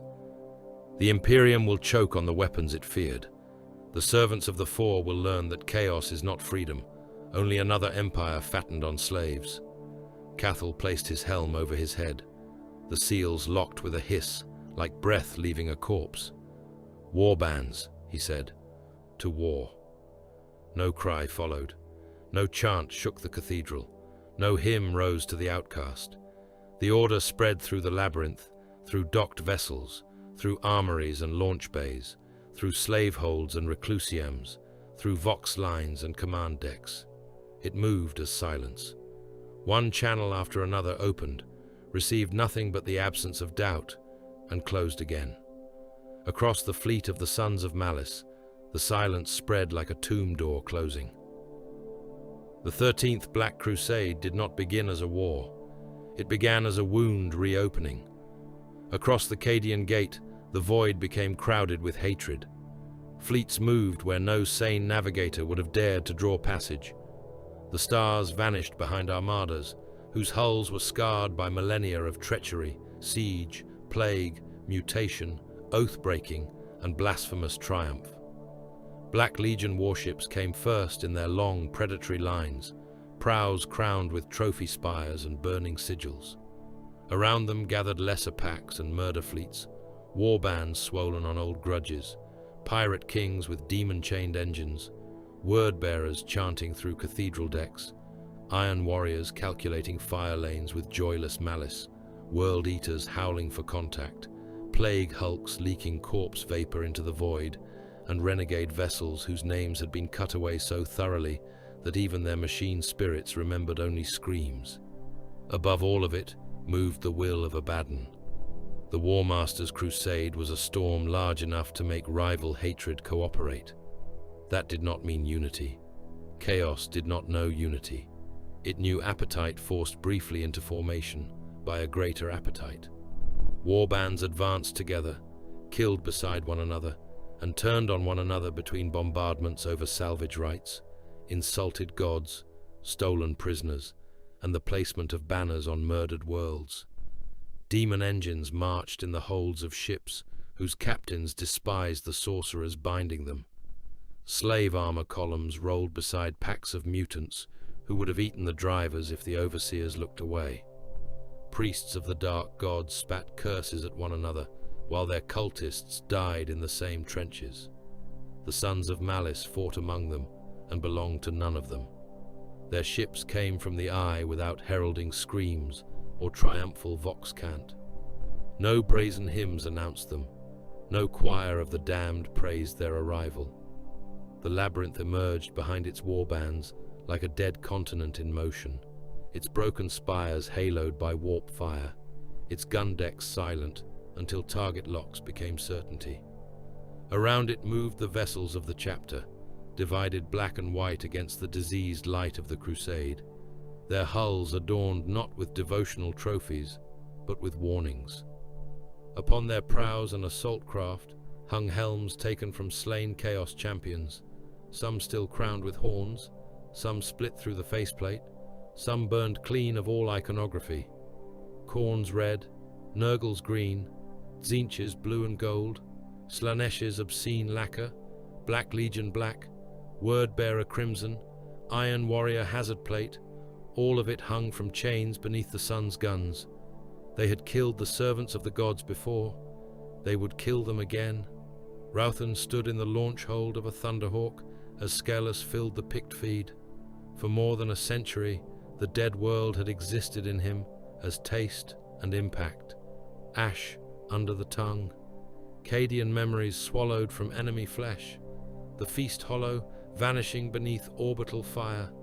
Bone altars crushed under tank treads. Shaman Odrak's words returning in the voice of dead men inside the labyrinth. Now the world itself waited below, and the sight of it should have carried completion. It did not. Skilus looked smaller than memory, and more terrible than loss. Its mountains were still black, but many had been broken into glass slopes by lance fire. Rust storms still crawled across the continents, yet the storms now dragged ash from mass graves and old bombardment fields. Tribal basins that had once burned with corpse fires lay cold beneath sheets of fused stone. The old holds were visible from orbit as wounds in the land, craters where fortress walls had stood, geometric scars where Imperial artillery parks had been established, pale kill roads cut by Cadian armor columns through rock, dust, and bone. The Imperium had not occupied Skilus as conquerors occupy. It had cauterized, catalogued, and left. Now the crusade came to tear the scab open. Atmospheric defenses active, the pilot servitor grated through its throat speaker. Ralphan watched flak burst across the picked feed. Imperial batteries still lived on Skilus. Automated bastions, penal garrisons, Cadian descendants assigned to watch the dead world. Inquisitorial censure posts, listening shrines, orbital denial arrays set to murder anything bearing the chapter's old codes or the new signs of the Eye. The Imperium had declared Skilus perdita and still feared its silence enough to place guns over its corpse. Cathal's voice entered the channel. Begin. The suns descended. They came through a sky filled with war. Void fleets blotted out the stars above Skilus. Lance beams crossed the darkness like the spears of angry gods. Macro cannon shells traveled in disciplined salvos, striking ships and shields with flashes bright enough to paint continents below. Wreckage burned downward in lines of fire. One Black Legion cruiser died above the equator, its spine broken by Imperial lance fire, spilling decks, gun towers, bodies, and chained demons into the atmosphere. A rival warband's raider tried to seize its escape pods and was torn apart by Sons of Malice escort craft, not for strategy, not for allegiance, but because its captain had crossed into the chapter's descent corridor and refused to yield. The Thunderhawk shook as it punched through the upper storm layers. Below, the ash wastes rose like a dead ocean. Demon engines were already on the ground, advancing beside columns of slave armor under banners dedicated to gods the suns despised. Brass walkers strode across the plains, cannon mouths vomiting flame. Plague tanks rolled behind them, leaking green vapor that killed their own crews, slowly enough for laughter to remain possible. Mutant infantry swarmed around the machines in numbers that made individual death meaningless. Overhead, Helldrakes screamed through the storm clouds, their metal bodies twisting like predatory birds, raking Imperial gun lines with warp fire. The sun's landing was elsewhere. They did not descend to join the main assault. They did not care for Abaddon's banners or the lesser objectives of the crusade. They came for Skilus, not as liberators. No tribe remained to be liberated, not as conquerors. The world had already been conquered by absence. They came as sons returning to a corpse, bearing bolters instead of funeral candles. The Thunderhawk struck down in the ruins of the Varrock Basin. The ramp slammed open. Ralphan stepped onto Skilus for the first time since he had been taken into the mountain fortress. The ground crunched beneath his boot. not stone, glass. The feast hollow had been fused into a shallow bowl of black-red crystal by orbital heat. Under the glass, shapes remained trapped where the world had melted over them. Bones, spears, wallstones, the stretched impression of a skin banner, a child's jaw, a hook chain coiled like a dead serpent. Time and fire had preserved the tribe not as memory, but as mineral accusation. Ralphan stood still. Behind him, the squad deployed in silence. Brother Varus was long dead, but another carried his blade. Brother Cordain, ancient and broad, checked the auspex. The device hissed and spat static as the warp storm overhead clawed at its senses. A rhino rolled from the transport after them. Its front armor hung with the cracked helms of 3 slain Chaos champions, each marked with a different god's favor. Their empty eye sockets knocked against the plating as the engine advanced. Cathal descended last. The chapter master stepped onto Skilus with no ceremony. His cloak stirred in the ash wind. His armor bore scars from 100 wars fought since Exile. Across his breastplate, the mark revealed during the summoning of the outcast remained burned into the ceramite. He looked across the basin and did not speak. There was nothing to say. They moved on foot. The campaign around them widened into apocalypse. To the north, Imperial. Artillery fired from bastions built atop old tribal burial cliffs. In response, demon engines and renegade armor battered the ridgelines until entire mountainsides came down in avalanches of stone, bone, guns, men, and steel. To the east, Black Legion drop claws struck through the storm and disgorged traitor marines into Akkadian redoubt. The fight became a black scar across the horizon, bolter flashes flickering like lightning inside the dust. To the west, a warband sworn to the blood god charged ahead of schedule, broke the wider assault pattern, and was shelled by its own supposed allies when it blocked a siege column's firing lane. The Suns ignored the larger madness until it crossed them. An Iron Warrior's spearhead tried to cut through the Varrock Basin to flank an Imperial macro battery. Their siege tanks came growling through the ash, hazard-striped plating daubed with rust and old blood, slave infantry driven ahead of them at gunpoint. Their warsmith sent a demand over open vox, ordering all lesser forces to clear the approach. Cathal listened to the transmission once. Then he closed the channel. The Iron Warriors advanced anyway. The Sons of Malice destroyed them. There was no declaration, no insult, no warning. Devastator squads took firing positions among the glass ridges and opened with lascannons. The first beam punched through a Vindicator's siege shield and turned the crew compartment into white fire. The second struck an ammunition store and blew the tank apart, hurling turret, track links, and burning bodies into the air. Ralphan's squad advanced through the slave screen, bolters firing at waist height. Men burst in rows. Shackled bodies came apart under mass reactive shells, chains whipping through the smoke still attached to severed wrists. An Iron Warrior champion emerged from the burning wreckage, armor cracked, power axe roaring. He bellowed a challenge through a vox grill shaped like a fortress gate. Ralphan shot his knees out. The champion collapsed into the ash, still cursing. Cathal walked past and severed his head without slowing. A serf chained the helm to the rhino before the engine moved on. By nightfall, it hung beside the others, its hazard stripes blackened, its empty lenses staring at a world where even chaos had no claim to safety. The Imperials proved no different. The first loyalist bastion they encountered had been built into the remains of the Black Moor's outer ridges, where the chapter's fortress approaches had once met the wild country of the tribes. Akkadian troops held the walls, supported by gun servitors, penal infantry, heavy weapon nests, and a command cadre that had likely inherited its hatred from men who had never seen Skilus before the Purge. Their banners snapped in the storm. Their vox towers broadcast warnings against corruption, treason, and contamination. Their artillery had already killed more slave soldiers and rival heretics than Suns. Cathal ordered the assault at dusk. The suns advanced through the killing fields, while orbital fire turned the clouds orange above them. Heavy bolters swept the ridge. Mortars burst around the black and white warriors, throwing ash and shrapnel against ceramite.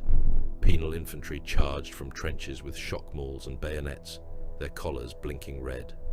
Ralphan killed them methodically. One man lost his head to a bolt round and fell backward into 3 others. Another crawled forward after both legs vanished, trying to pull the pin from a grenade with his teeth. Ralphan stepped on his skull and fired into the trench beyond. The Cadians held longer. They always did. Their laser guns struck in disciplined volleys. Plasma fire burned one son through the chest and left him standing as a smoking shrine to stubbornness before a second shot took his head. A Cadian sergeant climbed atop a broken barricade, waving men forward with a chainsword, his voice carried by external vox. "Stand and fire. Cadia stands." The old words crossed the battlefield. For the first time since landing, the silence of the suns shifted. Not broken, deepened. Ralphan turned toward the voice. Around him other helms turned as well. The words did not inspire rage in the mortal sense. They opened the old wound and poured ash into it. Cadia stood. Skilus burned. Cadia stood. Bone altars broke. Cadia stood. The feast hollow became glass. Cadia stood. The tribes vanished into kill reports and ash storms. Ralphan fired. The sergeant's torso exploded, spraying the men behind him with ribs and wet meat.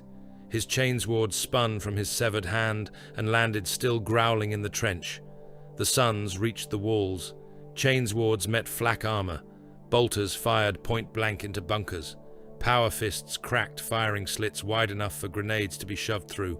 Acadian heavy weapons team kept firing until Brother Cordain entered their emplacement and killed them all with his combat blade, one after another, slow enough that the last man had time to understand what his discipline had purchased.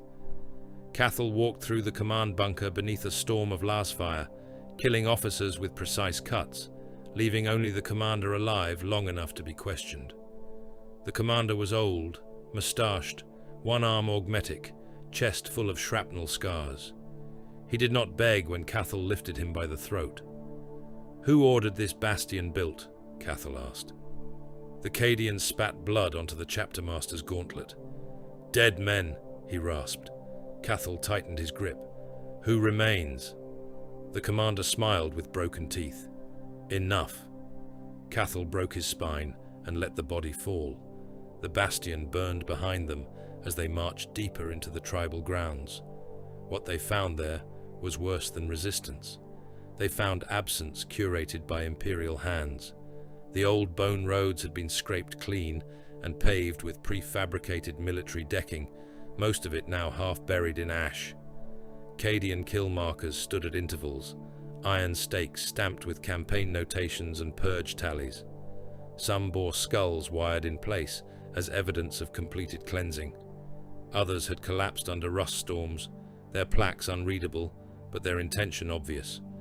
Here a tribe had died. Here a hold had burned. Here resistance had been broken. Here memory had been corrected by artillery. Cathal reached the remains of Clan Varroc's Oath Ridge at dawn. Ralphan followed him through the ash. The ridge was gone.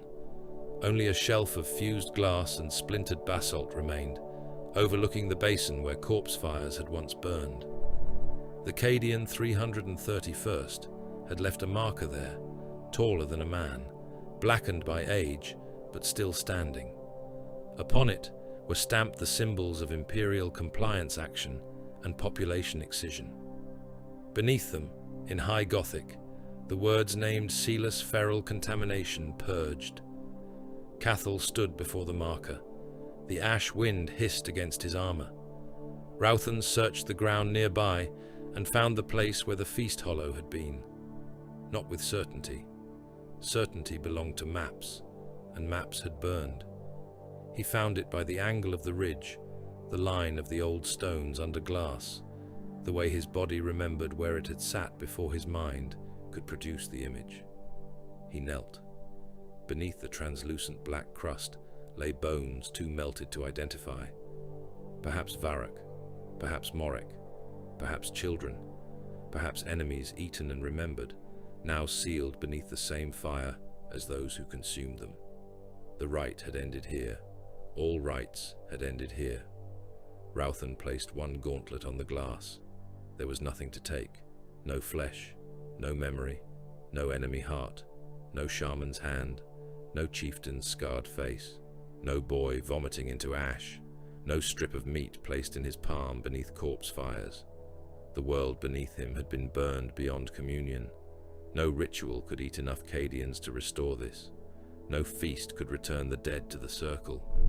No enemy consumed could rebuild the bone altars or raise the skin banners from glass.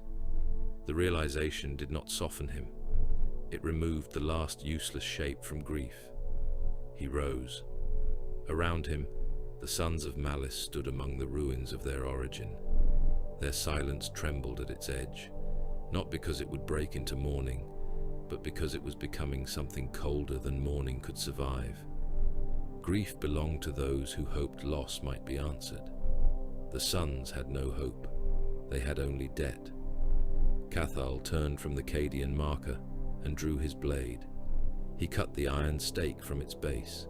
It fell into the ash with a sound like a body dropped from a gallows. "Skilus is not reclaimed," he said. No one answered. "It is witnessed." The campaign continued, but after that it ceased to feel like conquest. The sons moved through the dead world in armored processions, striking imperial bastions, rival warbands, demon cults, and scavenger armies with equal contempt. Their bolters became funeral bells. Their rhinos and land raiders rolled over ash plains hung with the helms of slain champions, each trophy knocking against the hull like a skull rosary. They burned Cadian bunkers, not to take ground, but to mark passage. They killed Black Legion envoys who demanded allegiance. They annihilated a plague host, attempting to claim one of the old tribal caves as a shrine. They butchered a pack of world eaters who mistook their silence for fear. Everywhere they went, Skilus remained dead. There were no hidden tribes waiting to rise, no secret sons of the old clans emerging from caves with bone knives and ancestral songs. Only ash, glass, and kill markers. At the end of the Skilus campaign, beneath a sky full of falling ships, Cathal received the transmission from a captured astropath dragged alive from an Imperial relay bunker. The man's eyes had been removed by his own hands during interrogation. His mouth bled around words that came from somewhere far beyond his ruined flesh. Cadia had fallen. The fortress world was broken, its pylons shattered, its armies scattered into the wider darkness. Survivors remained. Cadian survivors still lived. The message ended with the astropath choking on black fluid and dying against his restraints. Cathal stood in the relay bunker while orbital bombardment shook dust from the ceiling. Around him, the suns waited. Ralphan watched the chapter master turn toward the hololithic projection of the sector, where broken routes, refugee vectors, naval dispersal patterns, and retreat corridors glowed in red and white. For a moment, the dead world outside seemed to hold its breath. Cathal spoke through the command vox, his voice cold enough to turn the ash storm still. "Skilus has been witnessed." The chapter listened. "Cadia is broken, but its bloodline remains." Across the bunker, helms lifted, weapons locked into gauntlets, engines woke in the ash beyond the walls. Cathal's next words carried beyond Skilus, into the warbands, into the ships, into the labyrinth waiting above the burning sky. Vengeance leaves this world. The survivors of Cadia did not fall through the warp as an army. They fell as wreckage with uniforms. The fortress world was broken behind them, its name still burning in their mouths like a prayer that had become a wound. Ships translated from disaster into the Agrippina system without formation, without clean astropathic coordination, without the proud geometry of a battle fleet. Some came out of the Imperium bow first, engines dead, hulls split, an atmosphere venting in long silver streams. Some arrived screaming with demonic frost upon their armor plates and crews clawing at sealed doors. Some did not arrive whole. Half vessels tumbled from the Imperium, decks exposed to the void, their gun crews frozen at their stations and their banners still fixed to command pulpits by hands too dead to let go. The Cadians aboard them were alive only because stubbornness sometimes passed for a miracle. General Gruber stood on the bridge of the Lord Castellan's duty and watched another transport break apart beneath the system's cold light. Its spine failed silently on the main viewport. The ship opened from within, spilling tanks, hab containers, bodies, munition pallets, and prayer banners into space. Thousands died in a breath. The bridge officers recorded the loss. None of them wept. Cadia had burned away their capacity for that. Grief would come later, perhaps. More likely it would not come at all, replaced by orders, ammunition counts, ration tables, and the unending discipline of men whose world had died, but whose hands still knew how to hold a lasgun. "Signal all surviving elements," Gruber said. His voice was rough from smoke inhalation and too many shouted orders aboard a dying world. "Rally by nearest defensible body. Identify orbital cover. Establish command net." A Vox officer turned, face grey beneath blood and exhaustion. "My lord, local charts identify an ice mining moon, Faith's anchorage, industrial extraction site, void shield capacity damaged but present. Population? Negligible. Mining crews, servitors, refinery labor. Then it has space for the dead," Gruber said. "Set course." The bridge fell silent for half a heartbeat. Then the alarms began. Not Imperial alarms. Predator alarms. Across the outer augosphere, black and white contact marks appeared, emerging. From the system shadow, with engines cold and weapons hot.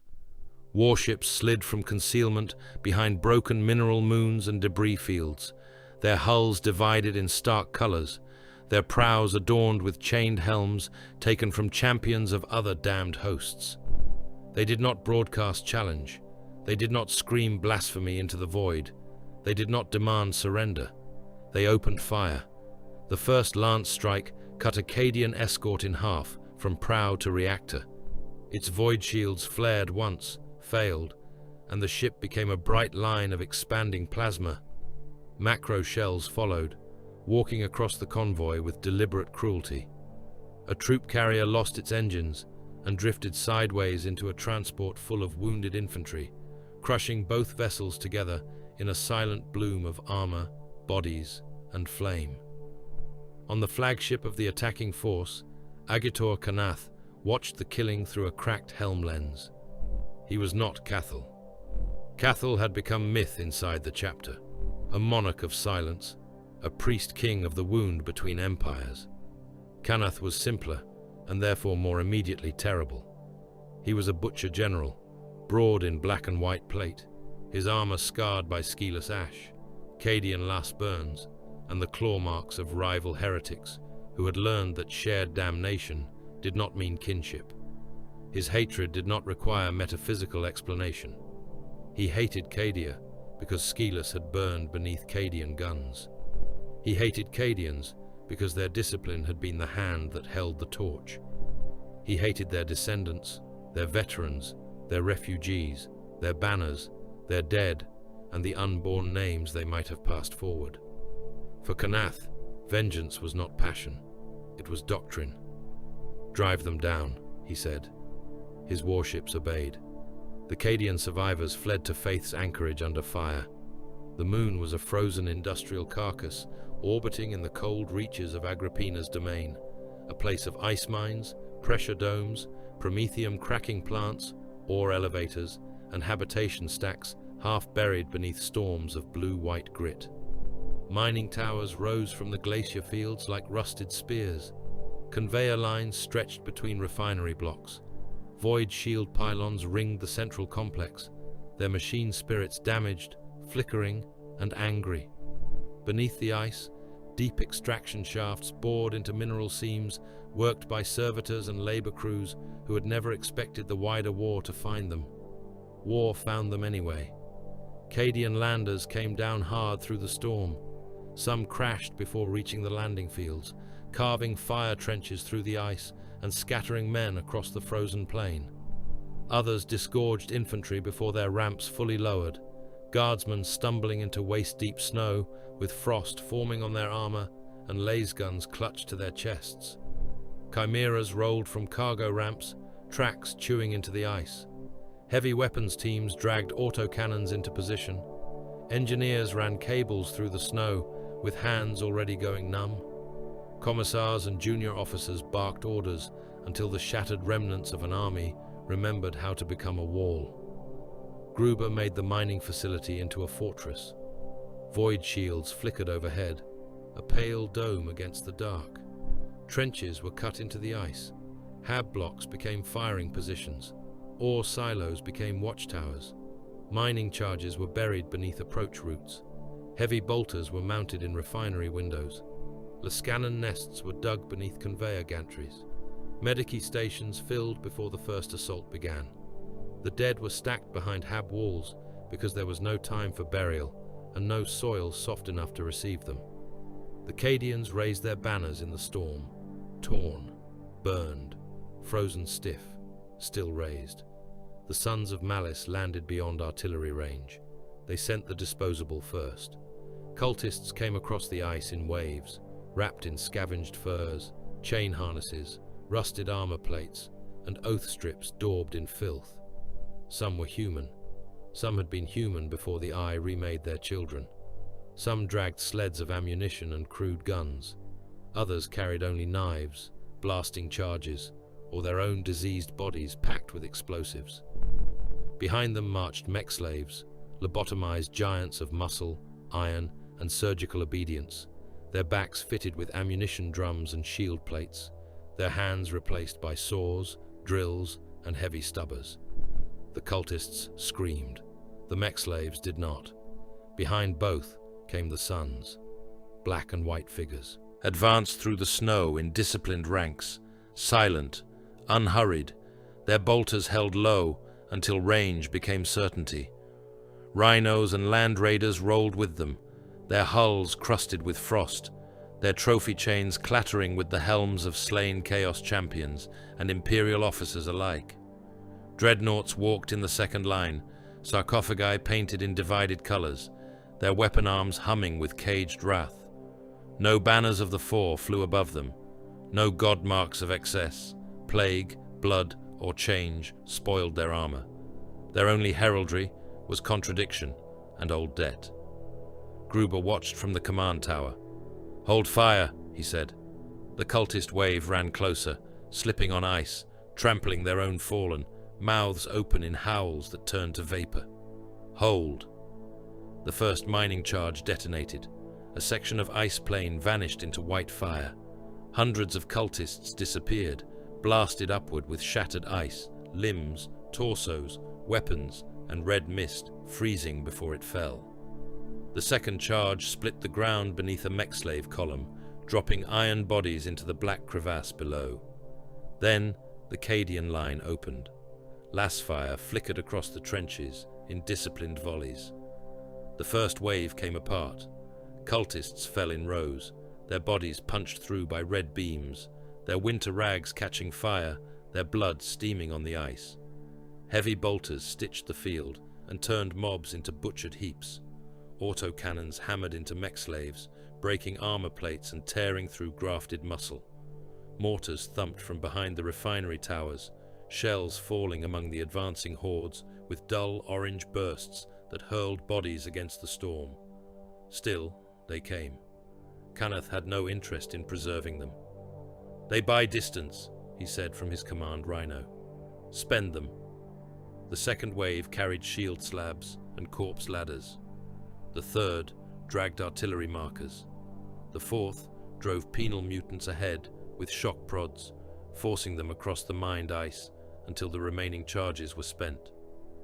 By the time the Sons of Malice reached optimal range, the field before Faith's anchorage was carpeted in dead and dying things, a red-brown smear across white ice beneath the shimmer of the void shield.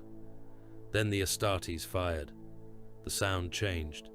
Cultist noise died beneath the disciplined thunder of bolters. Mass reactive shells struck Cadian parapets and burst men apart inside their winter coats. A laser gunner's head vanished in a spray of helmet fragments and brain matter that froze across the trench wall. A heavy weapons team disappeared when a missile struck their nest and turned gun, crew, sandbags, and ammunition into a fountain of flame. A commissar lifted his bolt pistol to steady a wavering squad and was cut in half by heavy bolter fire before he could speak. The sons advanced behind their own killing, silent, always silent. Overhead, the Void War worsened. Chaos warships dueled Imperial remnants above the moon, lance strikes flashing through the dark, torpedoes burning in long trails toward shielded hulls. A Sons of Malice strike cruiser crippled a Cadian transport, trying to lift wounded from the moon, then turned its batteries on the shield pylons below. Orbital fire struck Faith's anchorage in white pillars. The Void Shield took the impacts at first, flaring like a second moon, each strike casting every trench, tower, and corpse into stark light. The shield weakened. One pylon failed with a scream of overloaded machinery. Its upper housing burst, raining molten metal onto the refinery yard. Another flickered as tech priests and mining adepts tried to appease its machine spirit while shells fell around them. The dome sagged, recovered, sagged again. Gruber ordered reserves to the western trench. There were almost no reserves left. Kanath entered the breach when the third pylon died. He led from the front because hatred, properly disciplined, did not hide behind lesser flesh forever. His command squad moved with him through the gap in the shield, bolters firing, chain blades dark. Cadian Kasserkin met them at the outer refinery gate, their hell guns burning bright in the storm. One son fell, helm split by plasma fire.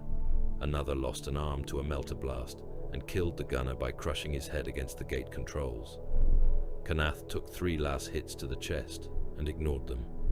A power sword scraped across his pauldron and left a line of blue fire. He answered by driving his chain axe into the Kasserkin officer's shoulder and down through the torso until the man separated in a flood of blood and torn organs. "Cadian," Kanath said to the corpse. The word was not insult, it was sentence. The Sons breached the facility.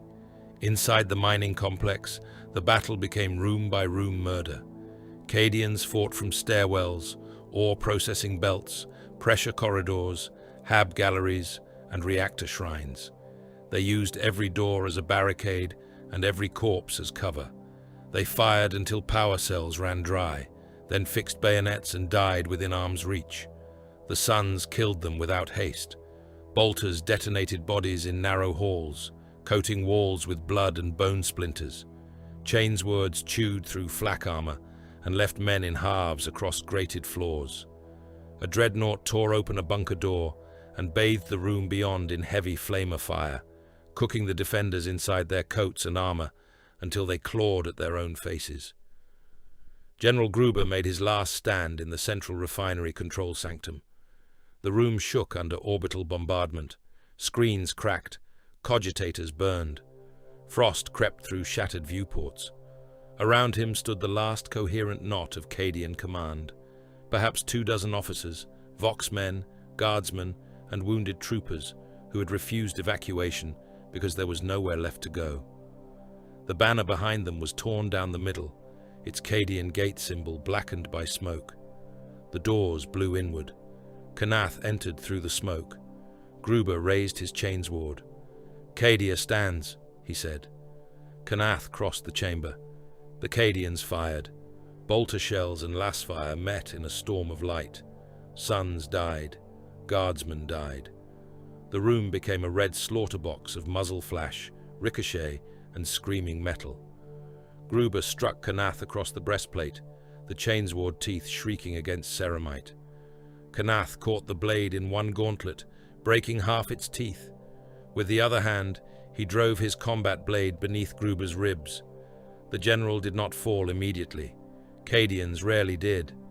He gripped Kanath's wrist and spat blood onto his helm grill. "Cadia stands," Kanath leaned close. Skilus remembers. He twisted the blade upward and split the general's heart. Gruber died on his feet, held there by the weapon inside him, eyes open, blood running down his coat in black streams. When Kanath withdrew the blade, the last commander of that broken force collapsed beneath the torn banner. The Cadians of Faith's anchorage were wiped out, not routed, not dispersed, ended. By then, the moon had drawn every predator nearby. Rival Chaos warbands arrived as the Suns secured the facility. Black Legion ships translated in with authority and hunger, their captains eager to claim the death of Cadian survivors as part of the War Master's wider glory. Crimson Slaughter raiders came after them, vox channels thick with ghost screams. The Sons of Slaughter descended in brutal assault craft, their warriors eager for trophies and blood they had not earned. Lesser warbands followed, each smelling victory, salvage, prisoners, gene seed, or insult. Kanath received their demands. He answered none.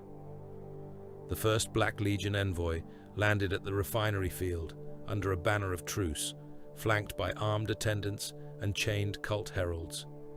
He declared the moon taken in the War Master's name and demanded the Sons of Malice yield the surviving prisoners and strategic assets. Kanath had no surviving prisoners to yield. He had the envoy's helm added to his rhino. The moon became a war within a war. Sons of Malice fought Black Legionaries across the landing pads, while Crimson Slaughter warships exchanged fire with Imperial escorts overhead. The Sons of Slaughter tried to storm the eastern processing stacks and were met by silent Astartes firing from prepared kill lanes. Cultists who had survived the assault were driven into new waves, this time against other heretics. Demon engines stumbled over frozen trench lines and tore one another apart beneath the flickering remains of the Void Shield. The bodies of Gruber's Cadians lay beneath all of it, already freezing into the ice, their last stand buried under the greed of the damned. Then Admiral Darmitage arrived. The Imperial counterattack translated into the system like a blade thrust through smoke. Warships of the Agrippina response fleet broke from the warp under battle lamps, void shields igniting, gun decks already. Cycling. They had come too late to save Gruber. They came in time to punish those who had killed him. Imperial lances struck the Chaos Cordon. A Black Legion cruiser lost its shields under concentrated fire and took 3 torpedoes amidships, splitting open in a chain of internal detonations.